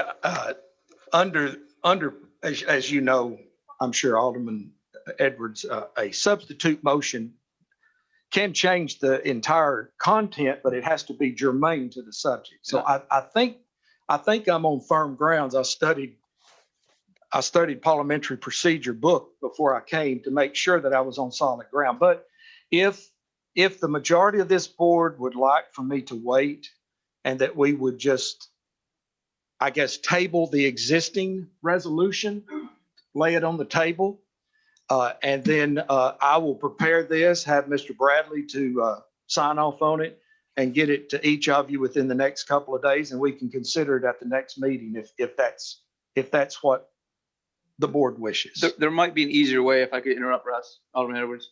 Oh yeah, please, if you can find an easier way to do this, yes. So I think what might be easier way is if we just and by the way, I see it as germane. There's two items here that are important, is that it involves the naming of a park, and Mr. Lamar is still a possibility in the original motion and this substitute. So I see it, this is germane. Probably the easiest way to do this, if we so desire, is to withdraw the motion to amend, withdraw the second to amend, have a motion to defer. If that motion to defer fails, then we come back and we go back to Alderman Robertson to make his motion again. Okay. And I would go with that plan, and I would make a motion to defer, but I guess Alderman Robertson would need to withdraw his motion to amend first. I will withdraw my motion temporarily until I see how, till I see the lay of the land, I guess. But if you'll make that motion, I'll withdraw. And if the second would withdraw, then for temporary purposes, Mayor, I'll withdraw it temporarily. Okay, we have the maker of the original motion has offered to withdraw it. Alderman Peterson, do you want to withdraw your second? Certainly with the understanding we'll deal with a motion to defer, and then if that fails, we'll come back to you and Alderman Robertson. Right. So it's my motion to defer the resolution. Yeah, hold on one second here. Alderman Peterson, do you want to withdraw your second? Yes, I'll withdraw. Okay. Alderman Robertson, I'm going to go to Alderman Edwards. Yes. Okay, Alderman Edwards. I'll make a motion to defer the current resolution. I second. We have a motion and a second to defer the current resolution. So now we're just going to speak on that motion to defer. Alderman Edwards, go ahead. No, I don't have anything else to say. I appreciate that. Alderman Brown. Thank you, Mayor. I would like to ask Alderman Edwards in his motion to defer, is there a period of time on that, or is that infinity? Good question. I guess my motion to defer is until we can consider some written legislation from Alderman Robertson. That could be part of your motion. Yeah, that would be part of my motion until we can at least consider, at least have that before us as a proper resolution or ordinance. Okay, Alderman Robertson, do you agree to second, to add that to your motion But- second? But no later than no later than the next meeting. So it's not like we're trying to put this off until he makes this, but at least until the next meeting. So you mean no earlier than the next meeting? Or no? No later than the next meeting. So so if I hear you correct, though, if he puts together a resolution ordinance, it's going to have to go to a committee. So Oh, yeah. technically, he's not allowed to bring it to the next meeting.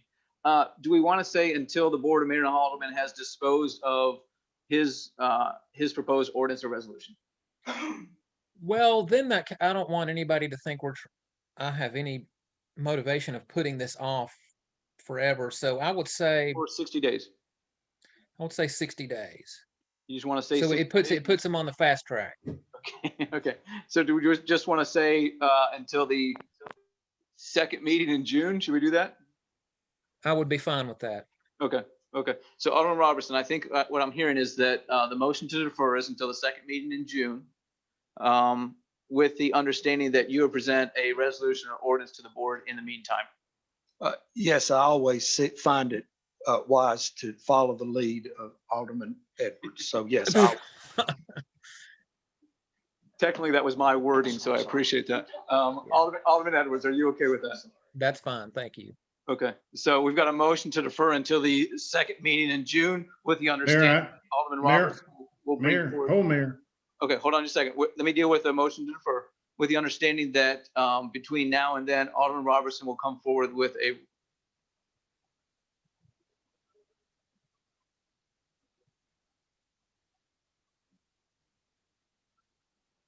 Lost your audio there, Can't Mayor. hear you, Mayor. I said I really had some good stuff to say there. Okay, so Alderman Edwards and Alderman Robertson, please blink or raise your hand or to say something if I'm getting something incorrect. So we have a motion to defer until the second meeting in June, with the understanding that Alderman Robertson is going to prepare a resolution or ordinance to be brought to the board in the meantime, making a proposal similar to what he's proposed here tonight.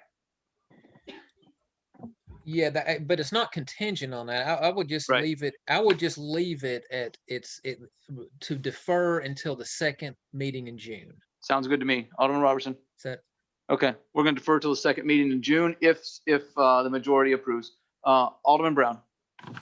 Thank you, Mayor. I think I understand the deferral, but I would like to ask, does this, I know Mr. Bradley's in here somewhere.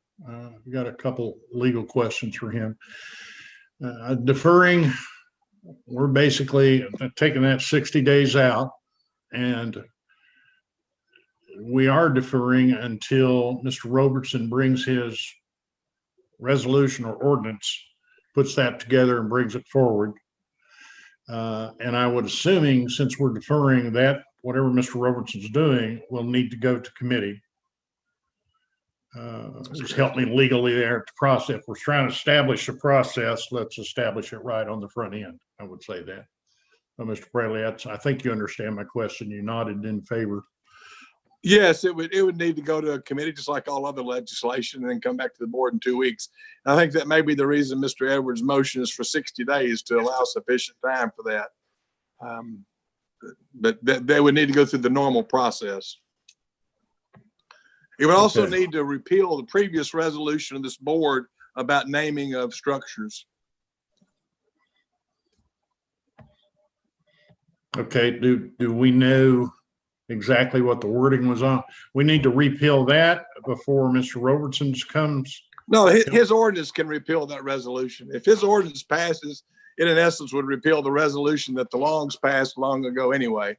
But yeah, but it just needs to be done so there's no ambiguity. Okay. Thank you, John. Alderman Brown, anything else? Not right this second, but I may have something before we vote. Okay. Alderman Edwards, you have a very quizzical look on your face. yeah, thank you. I have One question for Mr. Bradley. What do you think what Alderman Robertson has proposed would be an ordinance or a resolution? I would think something that detailed would probably need to be in the form of an ordinance, so it would be in the city code. The current resolution we have about naming city structures is not in the code because it's a resolution instead of an ordinance. So I would suggest it be an ordinance so we don't have confusion in the future. Okay, thank you. Alderman Waters. Thank you, Mayor. Let me get back to this June the 2nd that you referred to. Did we decide not to meet on a certain day in June? Do you know? We're having both our meetings in June. It's the second meeting in July and the second meeting in August. We're not meeting. Not June at all. It's not June. We will meet we will have 2 regular meetings in June. Okay.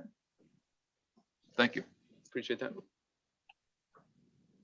All those in favor of the motion to defer, please signify by saying aye. Those opposed, please say no when Annette calls your name. Brown, I'll abstain. Campbell,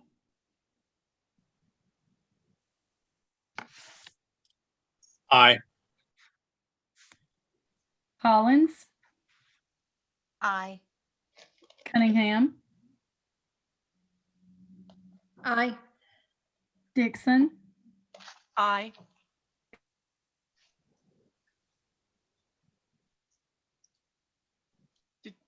Did you I think she got you. did you get aye? Hayes, Sorry, froze up. Aye. Peterson, Aye. Petrelli,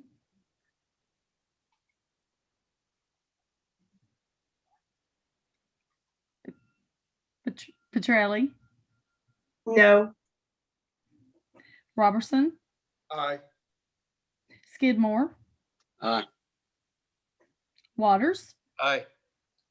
Clary. Aye. 11 ayes, 1 nay, 1 abstention. Okay, that passes with majority vote. I need to pause real quick there. Jason, how are we doing as far as our volume right now? I noticed it's sort of been back and forth a little bit. We need to pause for just a second to get something straightened out here. No, we have a handful of people, Alderman Edwards, Alderman Brown, that are a little hard to hear, but otherwise it's pretty good. Okay, okay. And y'all, for the easiest way to solve that is just lean into your computer when you speak. And we're just there's a couple folks who are having a hard time here.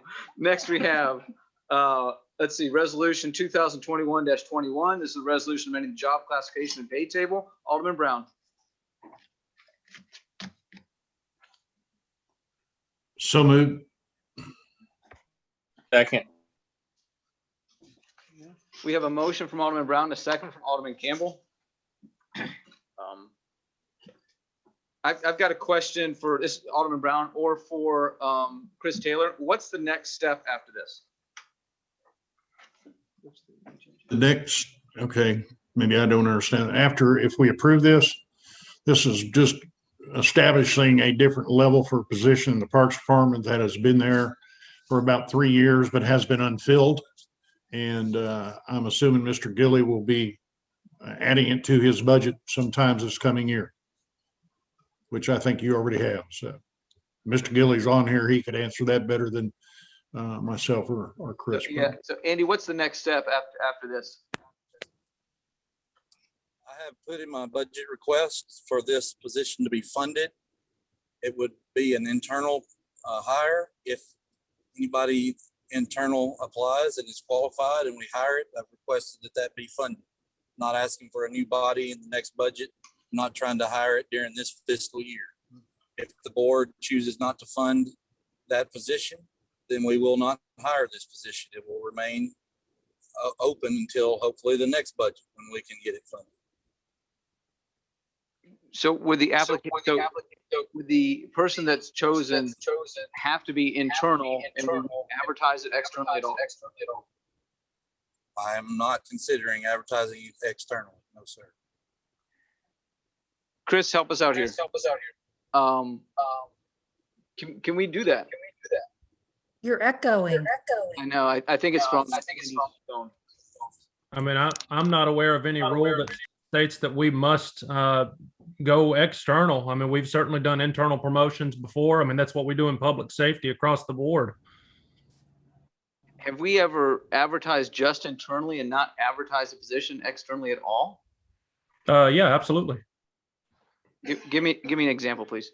I'm going to have a hard time giving you an exact example. I mean, public safety is going to be the best. I mean, they're specific ones. I mean, I'm well aware if I could sit at my computer in the office, I could probably give you a handful of examples, but we do this fairly frequently. I mean, we don't have any rules that I'm aware of, and John may be better served to answer this as well, but I'm not aware of any that states that we are required to do anything externally.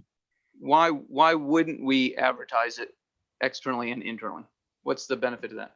In my opinion, it's something to encourage internal employees to stay motivated, get that extra education, motivate themselves, and perform well. That's in my opinion. Okay, Alderman Dixon. Mayor. Director Gilly, if you're still on the line, you made a comment that you were going to hire from within and not create a new body. But if you hire from within, will you not then backfill that position? We would backfill that position only if it was a person in a leadership role. And then we would move someone that's a maintenance worker too up or below the current leadership role that got promoted up into that position. We would not be bringing on any new people. Okay. That was clear. Good. I don't. So it depends on who you would promote to that position as to whether you would backfill that position. That's correct. There's only a certain number of people within our maintenance staff that would even remotely be qualified for this. Yeah. And if they applied and were accepted, then we would have opportunities for those that are at the very entry level positions to move up if they did. And we have multiple parks maintenance worker twos, for example. If one of them moved up into a leadership role, then we wouldn't have a need to hire on another parks maintenance worker two. Okay. So it really does depend on who you promote as to whether you will need an additional body. We will not need an additional body. Okay. I will not ask for an additional body. I have not requested that in my budget. Okay. Thank you. Yes, ma'am.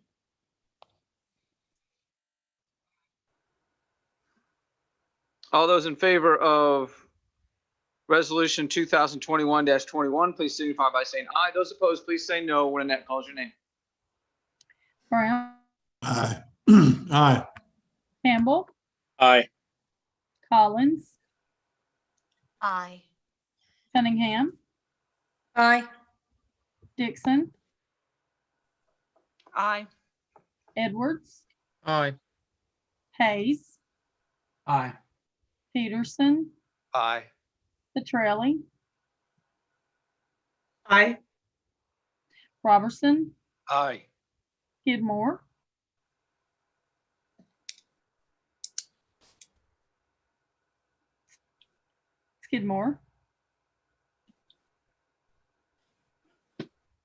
Stick up his finger. That is aye. thank you. You're Water, muted. Yeah.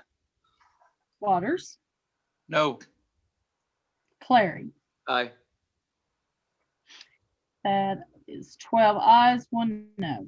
Passed with a majority vote. Thank you, Annette. Next, we have Resolution 2021-21. This is a resolution authorizing the issuance of general obligation refunding capital outlay notes in the aggregate principal amount not to exceed $8,610,000 of the city of Hendersonville, Tennessee, making provision for the issuance, sale, and payment of said notes, establishing the terms thereof and the disposition of proceeds therefrom, and providing for the levy of taxes for the payment of principal of premium, if any, and interest on the notes. Alderman Robertson. So moved. Second. We've got a motion from Alderman Robertson and a Yes. second from Alderman Cunningham. Alderman Robertson, do you wish to speak on this? Just briefly, and I want to express my appreciation to Chairman Cunningham for working on this. This is something that kind of germinated several months ago. It is a move to take advantage of low interest rates on city debt. It does not extend the length of the debt, only the interest rate. It saves the city money. So I think it's in the public interest. It's an efficiency move. And so I support this and hope that my colleagues will. And thank you, Chairman Cunningham, again for your help. Alderman Robertson, thank you. Alderman Cunningham? Thank you, Mayor. Oh, am I muted? Nope, you're good. Oh, thank you, Alderman Roberson. I appreciate the kind words. I want to thank our finance department, especially Robert, who him and his team worked on this relentlessly since the idea was brought up by Alderman Roberson and myself. And it will save us a lot of money. It'll save us to the tune of conservatively around $413,000. And like Alderman Roberson mentioned, it will not increase the term of any of the debt that we have. So the term of the debt and the retirement of the debt will still remain the same and still give us a much better rate of the interest and savings. So kudos to our finance guys. Thank you, Raymond James, who did a wonderful job and a good presentation. And I'm ready to move forward with this and let's get it done. Thank you. Alderman Cunningham, thank you. All those in favor of resolution 2021-22, please signify by saying aye. Those opposed, please say no when Annette calls your name. Brown, Aye. Campbell, Aye. Collins, Alderman Collins. Aye. Cunningham, Aye. Dixon, Aye. Edwards, Aye. Hayes, Aye. Peterson, Aye. Petrelli. Aye. Robertson, Aye. Skidmore, Aye. Waters, Aye. Aye. Aye. Aye. Clary. Aye. 13 ayes. That passes unanimously. Thank you, Annette. Alderman Peterson. Yes, Mayor, I apologize for not making the motion before the meeting, but I would like to combine the following three resolutions, I, J, and K, into one group. We have a motion, a second to combine items I, J, and K. Any discussion on that? All those in favor of combining I, J, and K, please signify by saying aye. Those opposed, please say no when Annette calls your name. Aye. Who was the second on that? Second was please? Alderman Dixon. Dixon. Thank you. Okay. Brown, Aye. Campbell, Aye. Collins, Aye. Cunningham, Aye. Dixon, Aye. Edwards, Aye. Hayes, Aye. Peterson, Aye. Petrelli, Aye. Robertson, Aye. Skidmore, Aye. Waters, Aye. Clary. Aye. 13 ayes. That passes unanimously. Now we need to consider items I, J, K as a group. All those in favor of these three items, please signify by saying aye. Those opposed, please say no when Annette calls your name. Brown, Aye. Campbell, Aye. Collins, Aye. Cunningham, Aye. Dixon, Aye. Edwards, Aye. Hayes, Aye. Peterson, Aye. Petrelli, Aye. Robertson, Aye. Skidmore, Aye. Waters, Aye. Clary. Aye. 13 aye. As a group, resolution 2021-23, 2021-24, and 2021-25 have passed unanimously. Next, we have items A through I under other agenda items. Move approval. We have a motion from Alderman Robertson to approve items A through I. Second. A second from Alderman Waters. All those in favor of approving items A through I, please signify by saying aye. Those opposed, please say no when Annette calls your name. Bear with me just a second. The motion was Alderman Robertson, seconded by Alderman Waters. Thank you.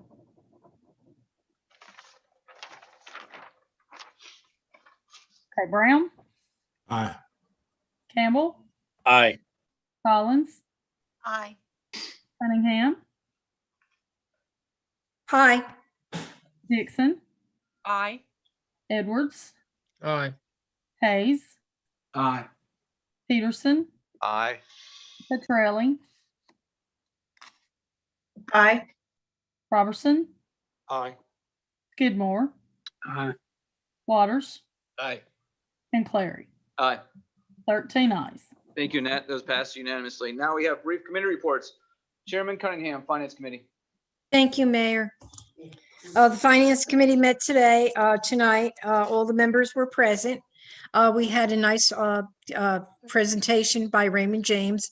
Always love to see a presentation where we're going to be saving the taxpayers over $400,000 to redo our debt. So they presented it to BOMA. We had our sales tax report, and it looks like our projected sales tax for this year is going to be over $4 million over and above our budget. So that's kind of a projection right now because we don't have those actual numbers for the last several months yet. Our hotel motel tax, we're finally over last year by just $1,000, but at least we're over year. So that's a very good sign. Our finance director presented our cash flow report and our stormwater report, as well as that we were, able to purchase those homes in the flood with FEMA. That was a 75-25% split.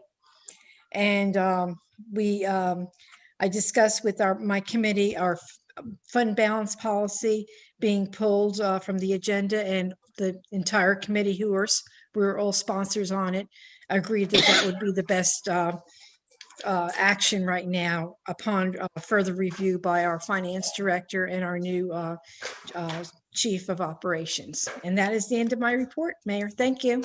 Chairman Cunningham, thank you. Next, we have the Public Works Committee report from Chairman Skidmore.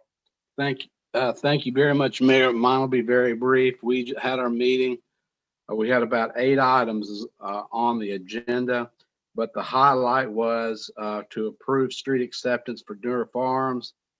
And we also accepted Drake Street Point streetlights. And we have to add those streetlights to the city account with, with our energy, like with NES and the other electric company. I can't Cumberland remember. Electric.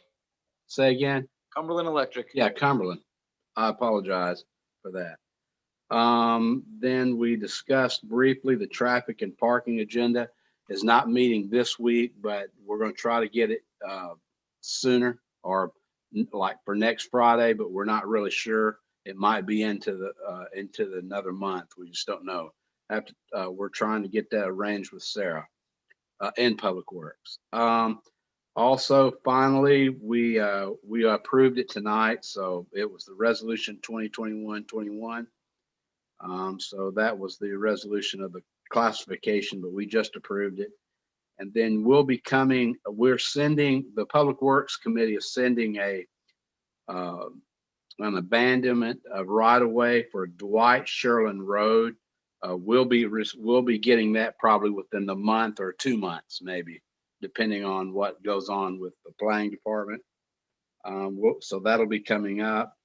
And then we had a trash pickup update, and it was a little higher than expected because they hired a new driver, and he was very new to Hendersonville, but everything was picked up and everything's back on course now. He kind of understands the way the street routes now run in Hendersonville. So other than that, that was the end of the report. Chairman Skidmore, thank you. Next, we have capital projects from Chairman Robertson. The mayor just reached over at me right before this and said we're getting close to 11, so make it brief. Reminds me, a little deja here, my mother used to say that same thing to my dad when he was getting ready to preach. keep it short. So you've already heard a description or an explanation on the fire hall. You know, the thing that has us all a little scared is that the cost per square foot for construction is astronomically going up. So staff is working to try to make sure that it comes in at budget and that there is a contingency as well. The inline hockey, the bids have been accepted. A local construction company is doing that. And I know Scott very well at the construction, and I've told him that we expect the project to be on time and under budget. So I do, Mayor, you may want to announce the groundbreaking for that. Were you going to announce that, or you want to announce it now?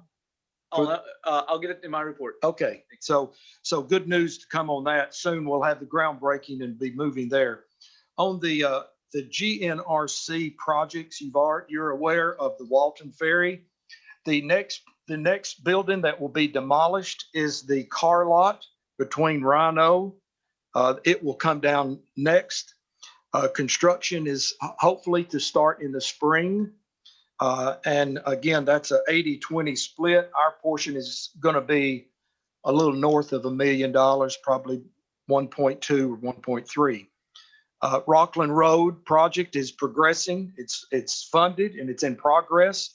That project will construct at certain high traffic areas, 3 lanes at key intersections, and also curb and gutter the entire length. But it is a multi-year project. It's a big project, but it is being funded and proceeding forward. So one of the things that was a big interest at our last meeting was the status of the Saundersville Road realignment.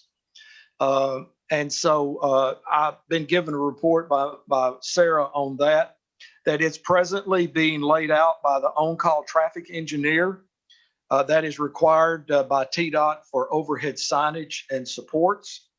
And once that is received, it will be submitted to TDOT. But in the meantime, staff is trying to get some temporary relief by getting TDOT to approve the lane changes, the painting in the lanes that will allow 2 lanes to turn left. So staff is working hard on trying to provide some relief there. One last thing is the traffic light off 386 to Center Point Road. The construction is projected to start this fall and the completion sometime in summer of 22. It's a 50-50 split with the city. And most of the money on the city portion is coming from the Mansker Farms impact fees.